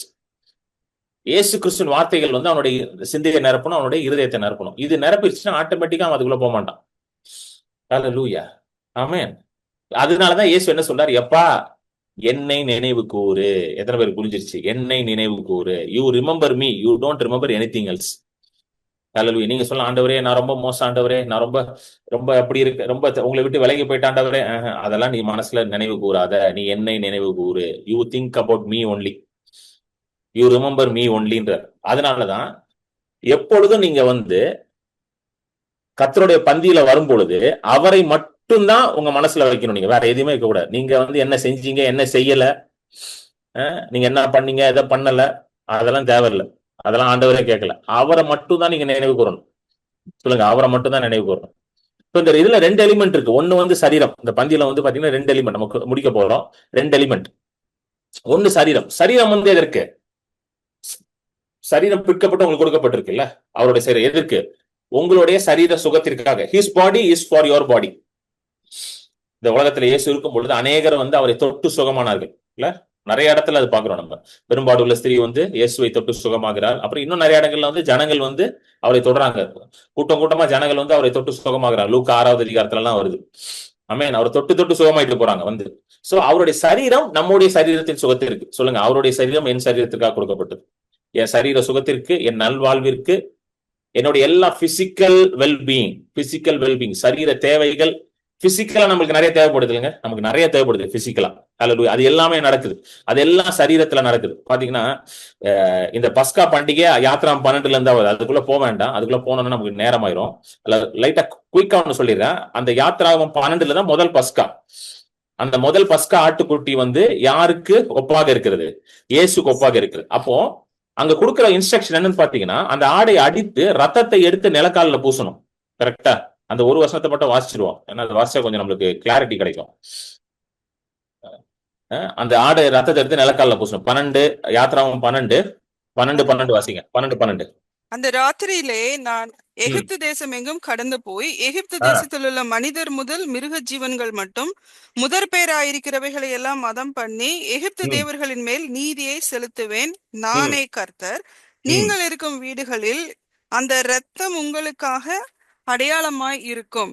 அந்த இரத்தத்தை நான் கண்டு உங்களை கடந்து போவேன். நான் எகிப்து தேசத்தை அழிக்கும் போது அழிக்கும் வாதை உங்களுக்குள்ளே வராதிருக்கும். ஹல்லேலூயா. வசனம் ஏன் மாற மாட்டேங்குது விஜய்? 12 இருக்கு, 13க்கு வரவே இல்லையா? வசனத்தை கவனிச்சு போடு விஜய். சரியா? சோ ரத்தத்தை எடுத்து என்ன பண்ணணும்? நிலக்கால பூசணும். சரிங்களா? நிலக்கால ரத்தம் பூசணும். சங்கார தூதன் வரும் பொழுது எதை பார்த்து அவன் கடந்து போவான்? எதை பார்த்து கடந்து போவான்? ரத்தத்தை பார்த்து கடந்து போவான். வேற ஏதாவது பார்ப்பானா? உள்ள வந்து ஜன்னல் வழியா யாரு, வீட்டுக்குள்ள யாரு இருக்கா, நல்லவனா கெட்டவனா, நீதிமானா துர்மார்க்கனா, அப்படி பார்ப்பானா? எதையும் பார்க்க மாட்டான். ஹல்லேலூயா. எதையும் பார்க்க மாட்டான். எதை பார்த்து தான் கடந்து போவான்? ரத்தத்தை பார்த்து தான் கடந்து போவான். இன்னைக்கு எதுதான் நம்மளை மூடுகிறது? ரத்தம் தான் நம்மை மூடுகிறது. ஹல்லேலூயா. என்னுடைய நீதி கிடையாது, நான் செய்த நல்ல காரியம் கிடையாது, நான் செய்யற ஊழியம் கிடையாது, எதுவுமே என்னை பாதுகாக்காது. நல்லா புரிஞ்சுக்கணும். ஏன்னா சில பேர் நினைக்கிறாங்க ஊழியம் பண்ணா நம்மளை கர்த்தர் பாதுகாப்பாரு. கிடையவே கிடையாது. ஊழியம் பண்றது என் வேலை, நான் செய்யறேன். அது என் அழைப்பு, நான் செய்யறேன். என்னை பாதுகாக்கிறது இயேசுவோட ரத்தம் தான். நான் ஊழியம் செய்யறேன், இன்னொருத்தர் பிசினஸ் பண்றாங்க, இன்னொருத்தர் டீச்சரா இருக்கிறாங்க, இன்னொருத்தர் ஐடில இருக்கிறாரு. இதுக்கு நான் ஊழியத்துக்கு வரதுக்கு முன்னாடி நானும் தான் ஐடில ஒர்க் பண்ணிட்டு இருந்தேன். ஃபுல் டைமா ஐடில இருந்தேன். அப்ப நீ ஆண்டவர் பாதுகாக்கலையா? அதெல்லாம் பாதுகாக்க முடியாதுடா உன்ன. நீ ஃபுல் டைம் ஐடில இருக்க. நீ என்னைக்கு ஊழியத்துக்கு வரையும் அன்னைக்குதான் பாதுகாப்பேன்னு சொன்னாரன்ட்ட கிடையாது. நான் எதை செய்த, எந்த வேலையை நான் செஞ்சுட்டு இருந்தாலும் என்னோட பாதுகாப்பு இயேசுவோட ரத்தம் தான். என்னுடைய நீதி அவருடைய ரத்தத்தினாலதான் வருகிறது. நான் செய்யறதை வச்சு கிடையாது. Hallelujah. It is not because of what I do, it is because of what he did for me. நான் செய்ததை வைத்து நான் நீதியாக மாறவில்லை, நான் நீதிமானாக மாறவில்லை. அவர் செய்ததை வைத்து அவருடைய ரத்தத்தினால நான் நீதிமானாக இருக்கிறேன். So it doesn't matter. Hallelujah. நான் வந்து என்ன வேலை செய்யறேன்னு முக்கியம் இல்லை, அவர் என்ன செய்தார். ஹல்லேலூயா. ரத்தத்தை கண்டுதான் சங்கார தூதன் கடந்து போனான். இதான் நடந்துச்சு அன்னைக்கு பாசோவர்ல. ரத்தம் தான். ஏன் இந்த ரத்தத்தை குறித்து நம்ம திரும்ப திரும்ப யோசிக்க வேண்டும்? இந்த ரத்தத்தை குறித்து நம்ம ஏன் திரும்ப திரும்ப தியானிக்க வேண்டும்னா, என்ன பிரச்சனை வந்தாலும் உடனே என்னங்க மைண்ட்ல வருது சொல்லுங்க? வீட்டுல ஒரு பிரச்சனை வந்தாலும் ஃபர்ஸ்ட் மைண்ட்ல கரெக்டா சொல்லுங்க. நான் என்ன பண்ணணும், நான் என்ன பாவம் பண்ணணும், நான் என்ன பண்ணணும் தோணுதா இல்லையா? தோணுதா இல்லையாங்க? எல்லாருக்கும் தோணும். அது நானும் பார்த்துட்டேன். எல்லாருக்குமே தோணுது. அது மட்டும் இல்லாம யார்கிட்டயே போய் ஜோம் பண்ண அவங்க வேற கிளப்பி விடுறது. நான் உங்க வீட்டுல அதை பார்த்தேன், உங்க வீட்டுல இதை பார்த்தேன், குட்டி சாத்தானை பார்த்தேன், ஏதாவது ஒண்ணு கிளப்பி விட வேண்டியது. நல்லா கேட்டுக்கோங்க. குட்டி சாத்தான பரிசுத்த ஆவியானவர் ஒரே வீட்டுல இருக்க முடியாது. ஹல்லேலூயா. நீங்க நம்ம எல்லாம் என்ன நினைக்கிறாங்கன்னா, குட்டி சாத்தா இந்த ரூம்ல இருப்பாரு, பரிசுத்த ஆவியானவர் அந்த ரூம்ல இருப்பாரு. என்னங்க கதையா இருக்குது இது? என்ன கதையா இருக்குது இது? அவரு குட்டி சாத்தானால ஒரு சின்ன ரூம்ல இருப்பார் பிரதர், பரிசுத்த ஆவியானவர் பெரிய ரூம்ல இருப்பார் பிரதர். அப்படிதான் நினைச்சிட்டு இருக்காங்க. யாரையாவது கூப்பிட்டோன்னா அவங்க வீட்டுக்கு வந்துட்டு, இந்த ரூம்ல நான் அதை பாக்குறேன், அந்த ரூம்ல இதை பாக்குறேன். நான் கேட்கறேன், எப்படிங்க இந்த ரூம்ல குட்டி சாத்தா, அந்த ரூம்ல பரிசுத்த ஆவி? என்னங்க கதை சொல்றீங்க? 2 நாளைக்கு முன்னாடி ஒரு வீட்டுக்கு போயிருந்தேன் நான். அந்த அந்த அந்த ஃபேமிலி ரொம்ப வருஷமா பழக்கம். அவங்க சொல்லிட்டு இருந்தாங்க, அவங்க சாட்சியை சொல்லிட்டு இருந்தாங்க. அவங்க ஃபேமிலியை வந்து அவங்க வந்து எங்களோட எங்களோட எனக்கு தொடர்புக்கு வரும்பொழுது பயங்கர மோசமான கண்டிஷன். அப்போ வந்து அவங்க வீட்டுக்கு ஏகப்பட்ட பேர் வந்து ஜோம் பண்ணி ஒருத்தர் வந்து சொன்னாராம், உங்க பெட்ஷீட்ல எல்லாம் வந்து பிசாசு இருக்கணும்னு பெட்ஷீட் எல்லாம் தூக்கி துவைச்சாங்களாம். இன்னொருத்தர் சொன்னாரா செவுர்ல இருக்குனாரா, செவுர்லாம் பெயிண்ட் அடிச்சாங்களாம். நான் யோசிச்சேன், என்னையா அது செவுர்ல பிசாசு இருக்கு, பெயிண்ட் அடிச்சா ஓடிடுமா, என்னையா கதை அது? அவங்களும் பாவம் நம்பிட்டு எல்லாம் பண்ணிருக்கிறாங்க, செவுரு எல்லாம் பெயிண்ட் அடிச்சு எல்லாம் பண்ணி அதை பண்ணி. இது நான் சொல்றேன் 2012, 13 அந்த டைம்ல. அப்புறம் 15ல தான் வந்து தொடர்புக்கு வந்தாங்க. அப்ப ஜோஷ்வா ஜேம்ஸ் பிரதர் தெரியும்ல உங்களுக்கு, ஜோஷ்வா ஜேம்ஸும் நானும் சேர்ந்து அவங்க வீட்டுக்கு வார வாரம் போய் ஒண்ணுமே சொல்லல. நாங்க சொன்னோம், சிஸ்டர் நாங்க உங்க வீட்டுக்கு வரோம், ஜஸ்ட் பிரேயர் பண்ணுவோம், ஆண்டவரை துதித்து பாடுவோம் அப்படின்னு சொன்னாங்க. இவ்வளவுதான். அப்புறம் ஒரு ஒரு ஒரு இதை பேசுவாரு, ஜோஷ்வா இருந்தா அவரு பேசுவாரு, மெசேஜ் கொடுப்பாரு. சப்போஸ் ஜோஷ்வா சில நேரம் என்னைய பேச சொல்லுவாரு, சில நேரம் நான் பேசுவேன், அப்படி மாறி மாறி போடும். ஒண்ணுமே பண்ணல. அவங்களுடைய எண்ணங்கள், அவங்களுடைய விசுவாசத்தை பூரா இயேசுவினிடத்துல திருப்பிட்டோம். ஹல்லேலூயா. கிரைஸ்ட் கான்சியஸா மாத்திட்டோம். வேற எதுவும் பண்ணல. நாங்க ஃபுல்லா டீமன் கான்சியஸா இருந்தவங்கள எப்படி மாத்திட்டோம்? கிரைஸ்ட் கான்சியஸா. எதுவும் பண்ணல. போயிட்டு தண்ணி தெளிச்சு, சில பேர் சொல்லுவாங்க தண்ணி தெளிங்க பிரதர், பாத்துருக்கீங்களா? தண்ணி தெளிப்பாங்க வந்து, இயேசுவின் ரத்தம், இயேசுவின் ரத்தம், தண்ணியை தெளிச்சு அதை பண்ணி. தேவையே இல்லை அதெல்லாம், தேவையே இல்லை அதெல்லாம். உங்க மனசு இயேசு மேல போயிருச்சுன்னா போதும், எல்லாம் மாறிடும். இவ்வளவுதான் நானும் பண்ணோம், ஜோஷுவா நானும் இதான் பண்ணோம், போய் வார வாரம் பண்ணோம். இன்னைக்கு பிரமாதமா இருக்கிறாங்க அவங்க, பிரமாதமா இருக்கிறாங்க. 6 பிள்ளைங்க அவங்களுக்கு, 6 பிள்ளைங்களும் நல்லா படிச்சு நல்லா இருக்கிறாங்க. 3 பிள்ளைங்க ஃபாரின்ல இருக்கிறாங்க. ஹல்லேலூயா. அவ்வளவு பெரிய பிரச்சனையில இருந்தாங்க. அவங்க ஹஸ்பண்ட் எல்லாம் பாத்தீங்கன்னா எந்த அளவுக்கு பிசாசு போராட்டம்னா, நான் லிட்டரலா பாத்திருக்கேன் அவங்க வீட்டுல. அவங்க ஹஸ்பண்ட் வந்து டோட்டலி மென்டலி டீரேஞ்ச் ஆயிட்டார். மென்டலி டீரேஞ்ச்னா அவர் he lost his mind, he lost his senses. அவ்வளவு மோசமான நிலைமையில இருந்தார் அவர், அவங்க ஹஸ்பண்ட். அவங்க வீட்டுல காட்டுவாங்க, ஏசி எல்லாம் காட்டுவாங்க. ஏசி இருக்கும் பாத்தீங்களா, அந்த இன்டர்னல் யூனிட் இருக்கும்ல, அந்த இண்டோர் யூனிட் ஃபுல்லா செலஃபின் டேப் போட்டு ஒட்டி வச்சிருப்பாங்க, ப்ரௌன் டேப் போட்டு. நான் கேட்பேன், வாட் இஸ் திஸ் அப்படின்னு கேட்டா, இல்ல அங்கிள் வந்து எல்லாத்தையும் கழட்டிட்டாரு அப்படின்ட்டு. வீட்டுல ஒண்ணுமே உருப்படியா, டிவி இருந்தா டிவியை கழட்டிடுவார் பாட் பாட்டா. மொபைல் போனை கொடுத்தீங்கன்னா பாட் பாட்டை கழட்டி வச்சிருவாரு. வாரத்துக்கு ஒரு மொபைல் போன் வாங்குவாங்க. டோட்டலி அவர் வந்து பயங்கரமான பிரச்சனை, பிசாசு போராட்டம் வீட்டுல. அவ்வளவு பிரச்சனை, என்ன பண்ணனே தெரியல. எங்க போனாலுமே எல்லாரும் அது இருக்குது, உனக்கு இது இருக்குது, உனக்கு அந்த சாபம் இருக்கு, இந்த சாபம் இருக்கு, நீ அப்படி இப்படின்றாங்க. போட்டு அவங்களை ஒரு விலகிட்டாங்க. கடைசியில எங்க கிட்ட வந்தாங்க. நான் எதுவுமே சொல்லி, நாங்க ஒன்னே வந்து சொன்னோம், வார வாரம் வருவோம், உங்க வீட்டுல வந்து நல்லா வொர்ஷிப் பண்ணுவோம், வொர்ஷிப் நடத்துவோம், வார்த்தையை நாங்க போதிப்போம், வார்த்தையை கேளுங்க. இவ்வளவுதான் பண்ணோம். இன்னைக்கு பிரமாதமா இருக்கிறாங்க, சூப்பரா இருக்கிறாங்க. சென்னையில தான் இருக்கிறாங்க. யாராவது சென்னையில இருந்தா வாங்க, நான் கூட்டு போய் காட்டுறவங்கள. நீங்களே அவங்க வாயில சாட்சியை கேளுங்க. எத்தனை பேர் இருக்கீங்க? யார் வர ரெடியா இருக்கான்னு சொல்லுங்க, நான் கூட்டு போறவங்கள. ஹல்லேலூயா. கண்ணு முன்னாடி காட்டுறேன் சாட்சி. அவ்வளவு பெரிய, அவங்க சொல்றதை கேளுங்க. நீங்க கேட்டீங்கனாலே போதும், அவங்க சாட்சியை கேட்டீங்கனாலே போதும். எதுவுமே அவங்க அன்னைக்கு கூட சொல்லிட்டு இருந்தாங்க, you guys didn't to anything, you just ஷோட் Christ to us அப்படின்னாங்க. இவ்வளவுதான் சொன்னாங்க. நீங்க அவங்க ரோமன் கேத்தலிக் ஃபேமிலி, இவ்வளவுதான் சொன்னாங்க. நீங்க வெறும் கிறிஸ்துவ காமிச்சிங்க, அவ்வளவுதாங்க தேவை. உலகத்துக்கு தேவை கிறிஸ்துவங்க. கிறிஸ்துவ காமிச்சிங்கன்னா மத்ததெல்லாம் சரியா போறோம். நீங்க எதுக்கு பிசாசை காட்டிக்கிட்டு இருக்கீங்க எல்லாருக்கும் போய்? கரெக்டா இல்லையா? அவ்வளவுதான், முடிஞ்சிருச்சு. இன்னைக்கு நம்மளும் அதுதான் பண்ணணும். கிறிஸ்துவ தான் பார்க்கணும், வேற எதையும் பார்க்கணும்னு அவசியம் இல்ல. ஐயோ பிரதர், பிசாசு அங்க இருக்குதா பிரதர், பிசாசு இங்க இருக்குதா, அது எங்க இருந்தா எங்க, நமக்கு என்ன பிரதர்? நான் தான் கேட்பேன், அது எங்க இருந்தா நமக்கு என்ன பிரதர்? அது என்ன பண்ண முடியும் பிரதர்? என்னங்க, கரெக்டா இல்லையா? அது என்னங்க பண்ண முடியும் brother? Hallelujah. glory be to God. Amen. So ரத்தம் தான் நம்மை பாதுகாக்கிறது. சொல்லுங்க, ரத்தம் தான் நம்மை பாதுகாக்கிறது. ஹல்லேலூயா. ரத்தம் தான் நம்மை மூடி வைத்திருக்கிறது. ஹல்லேலூயா. அன்றைக்கு ரத்தத்தை பார்த்து தான் சங்கார தூதன் கடந்து போனான். வேற எதுவுமே அவன் பார்க்கலங்க. வந்து அப்படியே வருவான் சங்கார தூதன், அந்த எகிப்து மேல வருவான். எங்க ரத்தம் இருக்கோ கடந்து போயிடுவான். எங்க ரத்தம் இல்லையோ அங்க மரணம் வந்துடும். இவ்வளவுதான். இதான் sign. the blood shall be a sign. சொல்லுங்க, the blood shall be a sign. ரத்தமே அடையாளம். ஹல்லேலூயா. ரத்தமே அடையாளம். ஹல்லேலூயா. the blood shall be a sign. இன்னைக்கும் உங்கள் மேல இருக்கிற அடையாளம் இயேசுவின் ரத்தம். ஆமென். இன்றைக்கும் உங்கள் மேல இருக்கிற அடையாளம் இயேசுவின் ரத்தம். அந்த ரத்தம் தான் உங்களை பாதுகாக்கிறது. அந்த ரத்தம் தான் உங்களை மூடி வைத்திருக்கிறது. அந்த ரத்தம் தான் உங்களை நீதிமானாக மாற்றி இருக்கிறது. அந்த ரத்தம் தான் உங்களுக்காக மெய்யான நீதியுள்ள காரியங்களை பேசிக் கொண்டிருக்கிறது. இதை எழுதுறாரு பாருங்க. அந்த ரத்தம் என்ன பண்ணுதா? இன்னைக்கும் அந்த ரத்தம் என்ன பண்ணிட்டு இருக்கு பாருங்க. அந்த ரத்தம் வந்து ஜீவனுள்ள ரத்தம், நமக்காக பேசிக் கொண்டிருக்கிற ரத்தம். எபிரேயர் 12வது அதிகாரம் குறிக்காடுங்க, புதிய உடன்படி ஏற்பாட்டுல. Thank you Jesus. எபிரேயர் 12 எடுங்க.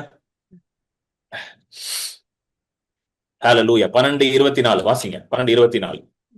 புது உடன்படிக்கையின் மத்தியஸ்தராகிய ஆஹ் இயேசுவினிடத்திற்கும் ஆஹ் ஆபேலினுடைய இரத்தம் பேசினதை பார்க்கிலும் நன்மையானவைகளை பேசுகிற இரத்தமாகிய ஆஹ் தெளிக்கப்படும் இரத்தத்தினிடத்திற்கும் வந்து சேர்ந்தீர்கள்.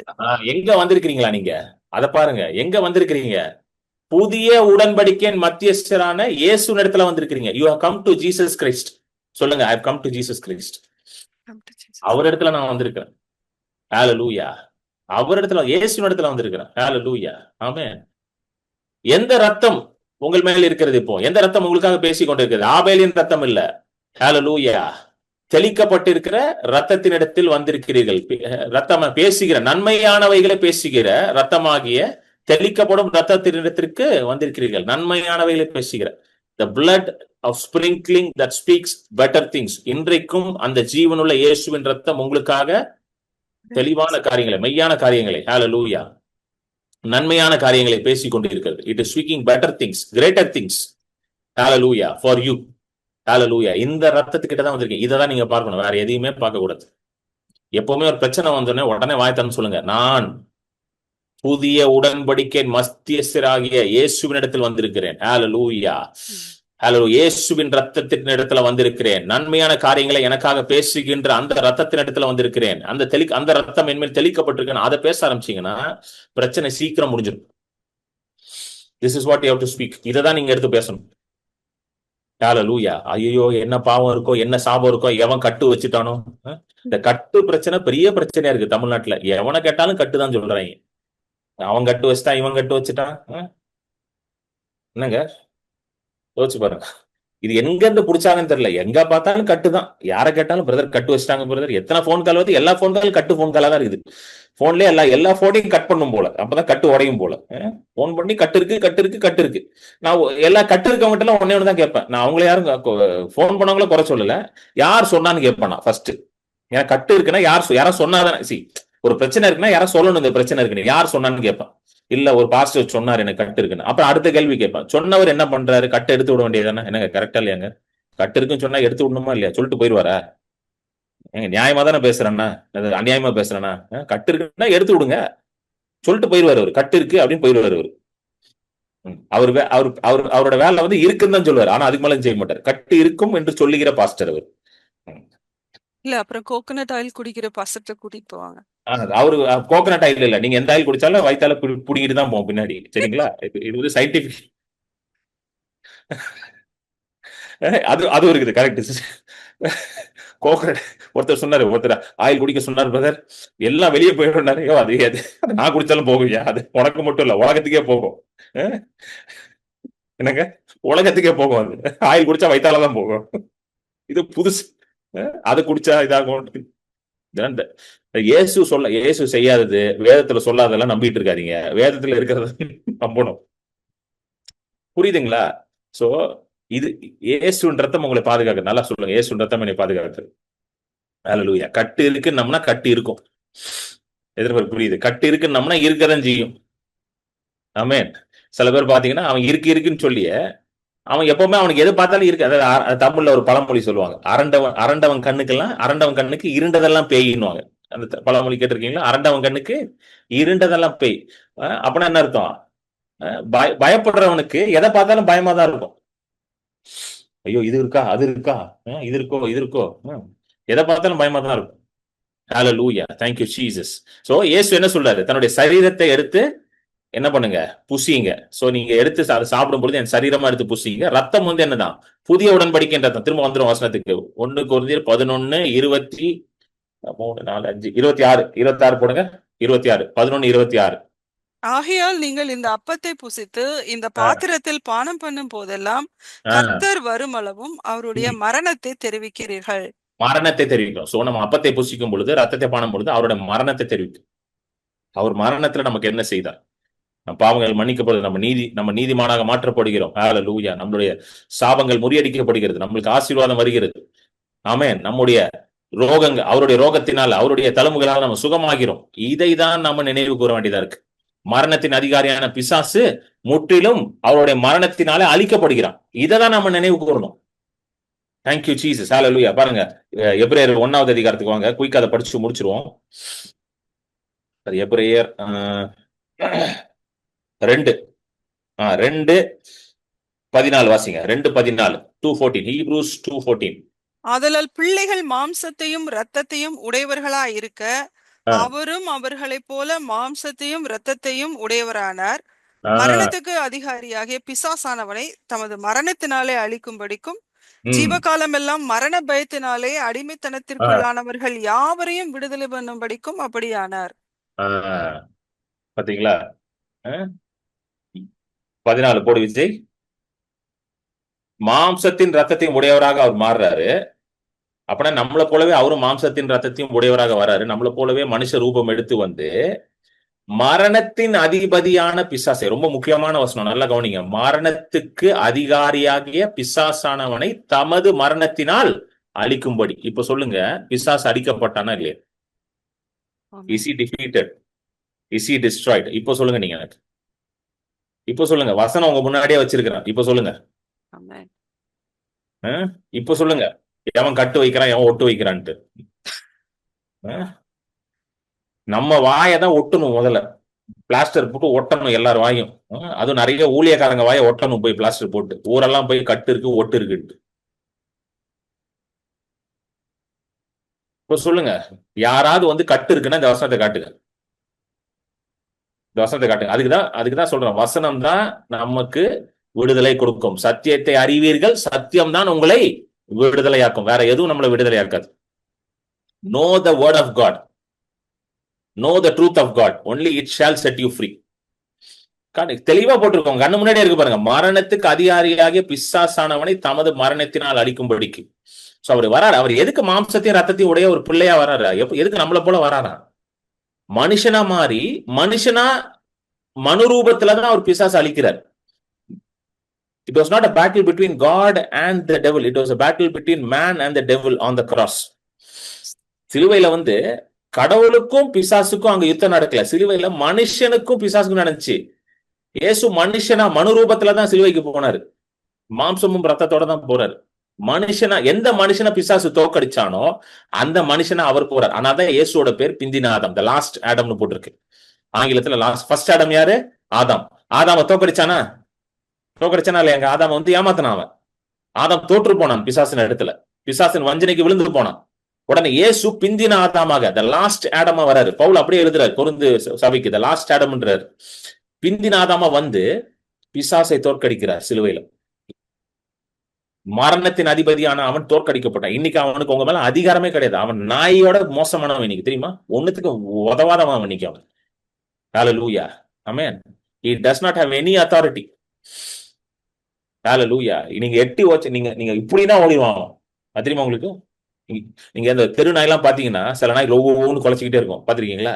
ஆனா கொஞ்சம் நின்று முறைச்சு பாருங்க, பிச்சுட்டு ஓடிடும். நீங்க ஓடினீங்கன்னா பின்னாடி ஓடிடும். கவனிச்சிருக்கீங்களா? இந்த தெருநாய் வந்து ஓடினீங்க. அதனால சில நேரம் வந்து நம்ம தெரு நடந்து போகும்போது தெருநாய் குலைக்கும் போது ஓட ட்ரை பண்ணீங்கன்னு வச்சுக்கோங்க, பக்கத்துல கொள்ளலாம் சொல்லி ஓடாத நில்லு அப்படின்னு. ஏன்னா ஓடினீங்கன்னா அது ஓடும். ஏன்னா அது என்ன பண்ணுன்னா உங்க பயத்தை சென்ஸ் பண்ணி உங்களை இன்னும் கொஞ்சம் பயம் காட்டும். ஓடுறியா, வா நான் இன்னும் கொஞ்சம் பயம் காட்டுறோம். அது போலதான் பிசாசும் இன்னைக்கு.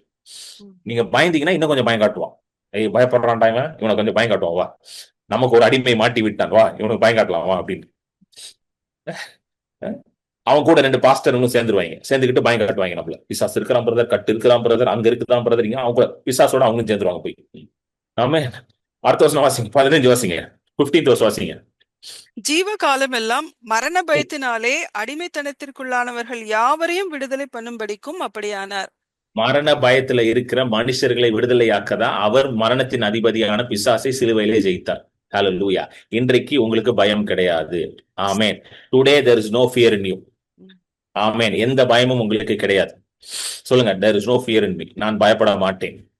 ஜீவ காலமெல்லாம் மரண பயத்தினாலே அடிமைத்தனத்திற்குள்ள இருக்கிற யாவரையும் அவர் விடுதலையாக்கினாரா? சொல்லுங்க, ஆண்டவர் என்னை விடுதலையாக்கி விட்டார். மரண பயத்தில் இருக்கிற என்னை விடுதலையாக்கி விட்டார். இனி நான் பயப்பட மாட்டேன். சோ ஒவ்வொரு நாளும் நீங்க கம்யூனியன் எடுக்கும்போது என்ன பண்ணும்? ஆண்டவரே, உங்களுடைய சரீரம் எனக்காக கொடுக்கப்பட்டது, என் ரத்தம் எனக்காக கொடுக்கப்பட்டது, நான் பயப்பட மாட்டேன். மரண பயம் எனக்கு கிடையாது. பிசாசின் பயம் எனக்கு கிடையாது. பாவத்தின் மேல் எனக்கு அதிகாரம், பாவத்திற்கு என் மேல் அதிகாரம் கிடையாது. நான் நீதிமான். இயேசுவின் ரத்தம் என் மேல் தெளிக்கப்பட்டிருக்கு. ஹல்லேலூயா. நான் புதிய உடன்படிக்கைக்குள்ள இருக்கிறேன். ஹல்லேலூயா. உங்களுடைய தலைமையில நான் சுகமா இருக்கிறேன், நான் நீதிமானா இருக்கிறேன், கர்த்தருடைய ஆசீர்வாதம் என் மேல் இருக்கிறது என்று அந்த தைரியத்தோட கிறிஸ்துவை நினைவு கூர்ந்துதான் நீங்க அவருடைய பந்தியில பங்கேற்கணும். இதை செய்யுங்க, இதை மட்டும் செய்ய ஆரம்பிங்க, அப்புறம் பாருங்க நீங்க எப்படி இருக்கீங்கன்னு பாருங்க. You will be the most powerful believer. Hallelujah. You will be the most powerful believer. Hallelujah. Amen. கர்த்தருக்காக காணிக்கை கொடுப்பதற்கான வழிகள் உங்களுக்கு முன்பதாக இருக்கிறது. இதை பயன்படுத்தி நீங்க உங்க காணிக்கைகளை அனுப்பலாம். Hallelujah. காணிக்கைகளை கொடுக்கும் பொழுது நீங்க கர்த்தரை கனப்படுத்துறீங்க. Hallelujah. When you are giving, you are giving and honoring the Lord. கர்த்தரை கனப்படுத்துறீங்க, நீங்க கர்த்தருக்கு கொடுக்குறீங்க. வேதம் சொல்லுகிறது உற்சாகமாக கொடுங்கன்னு சொல்லியிருக்கு. கட்டாயத்தினாலும் அல்ல, விசிரமமாகவும் அல்ல, உங்களுடைய மனதில் நியமித்தபடி உற்சாகமாக கொடுங்க. Hallelujah. Give with a cheerful heart. என்னென்ன நம்ம சந்தோஷமாக உற்சாகமாக கொடுக்கும் பொழுது கர்த்தர் பிரியப்படுகிறார். Hallelujah. அப்பொழுது சகல கிருபையும் உங்கள் மேல் வர கர்த்தர் செய்வார். Hallelujah. நீங்க கொடுக்கறதுக்கான வழிகள் உங்க முன்பதாக இருக்கிறது. இதை நீங்க ஸ்கேன் பண்ணீங்கன்னா கூகுள் பே, போன் பே, பேடிஎம், மற்ற யூபிஐ மூலமா கொடுக்கலாம். இல்லைன்னா யூபிஐ மொபைல் நம்பர் 9884160264 இதன் மூலமா கொடுக்கலாம். இல்ல டைரக்டா பேங்க் அக்கௌண்ட்ல கொடுக்கறதுக்கு பேங்க் அக்கௌண்ட் டீடைல்ஸ் இருக்குது. Bank account name Kiran Paul J, account number 021201584236, IFSC code ICIC 0000212, account type savings bank, ICICI bank limited, branch Chennai Santhome. ஆமென். God bless you. நீங்க கொடுக்கும் பொழுது உங்க காணிக்கை கர்த்தருடைய ஊழியத்துல பயன்படுத்தப்படுகிறது. அநேகருக்கு சுகத்தையும் விடுதலையும், ஹalleluya, அநேகருக்கு ஹalleluya சுவிசேஷத்தையும் கொண்டு போவதற்கு ஹalleluya கர்த்தர் இந்த ஊழியத்தை பயன்படுத்துகிறார். சோ இதோட நீங்க சேர்ந்து பங்குதாரராக நிக்க கர்த்தர் உங்களை உதவுவார் என்று உங்களை நான் ஆசீர்வதிக்கிறேன். தொடர்ந்து இந்த ஊழியத்திற்காக நீங்க ஜெபித்துக் கொள்ளுங்கள். Your prayer is very important for this ministry. So தொடர்ந்து ஜெபித்துக் கொள்ளுங்கள். ஏன்னா அநேகருக்கு இந்த சத்தியம் ஹalleluya செல்ல வேண்டியது அவசியமாக இருக்கிறது. சோ நீங்க காணிக்கை அனுப்பின பிறகு எனக்கு வாட்ஸ்அப் மெசேஜ் அனுப்புங்க. என் நம்பர் இங்க இருக்கு பாத்தீங்களா, 9884160264. இந்த நம்பருக்கு வாட்ஸ்அப் அனுப்புங்க. நீங்க காணிக்கை அனுப்பியிருக்கிறீங்கன்றதை எனக்கு தெரியப்படுத்துங்க. செக் பண்ணிட்டு உங்களுக்கு பதில் மெசேஜ் அனுப்பி விடுவேன். ஆமென். God bless you.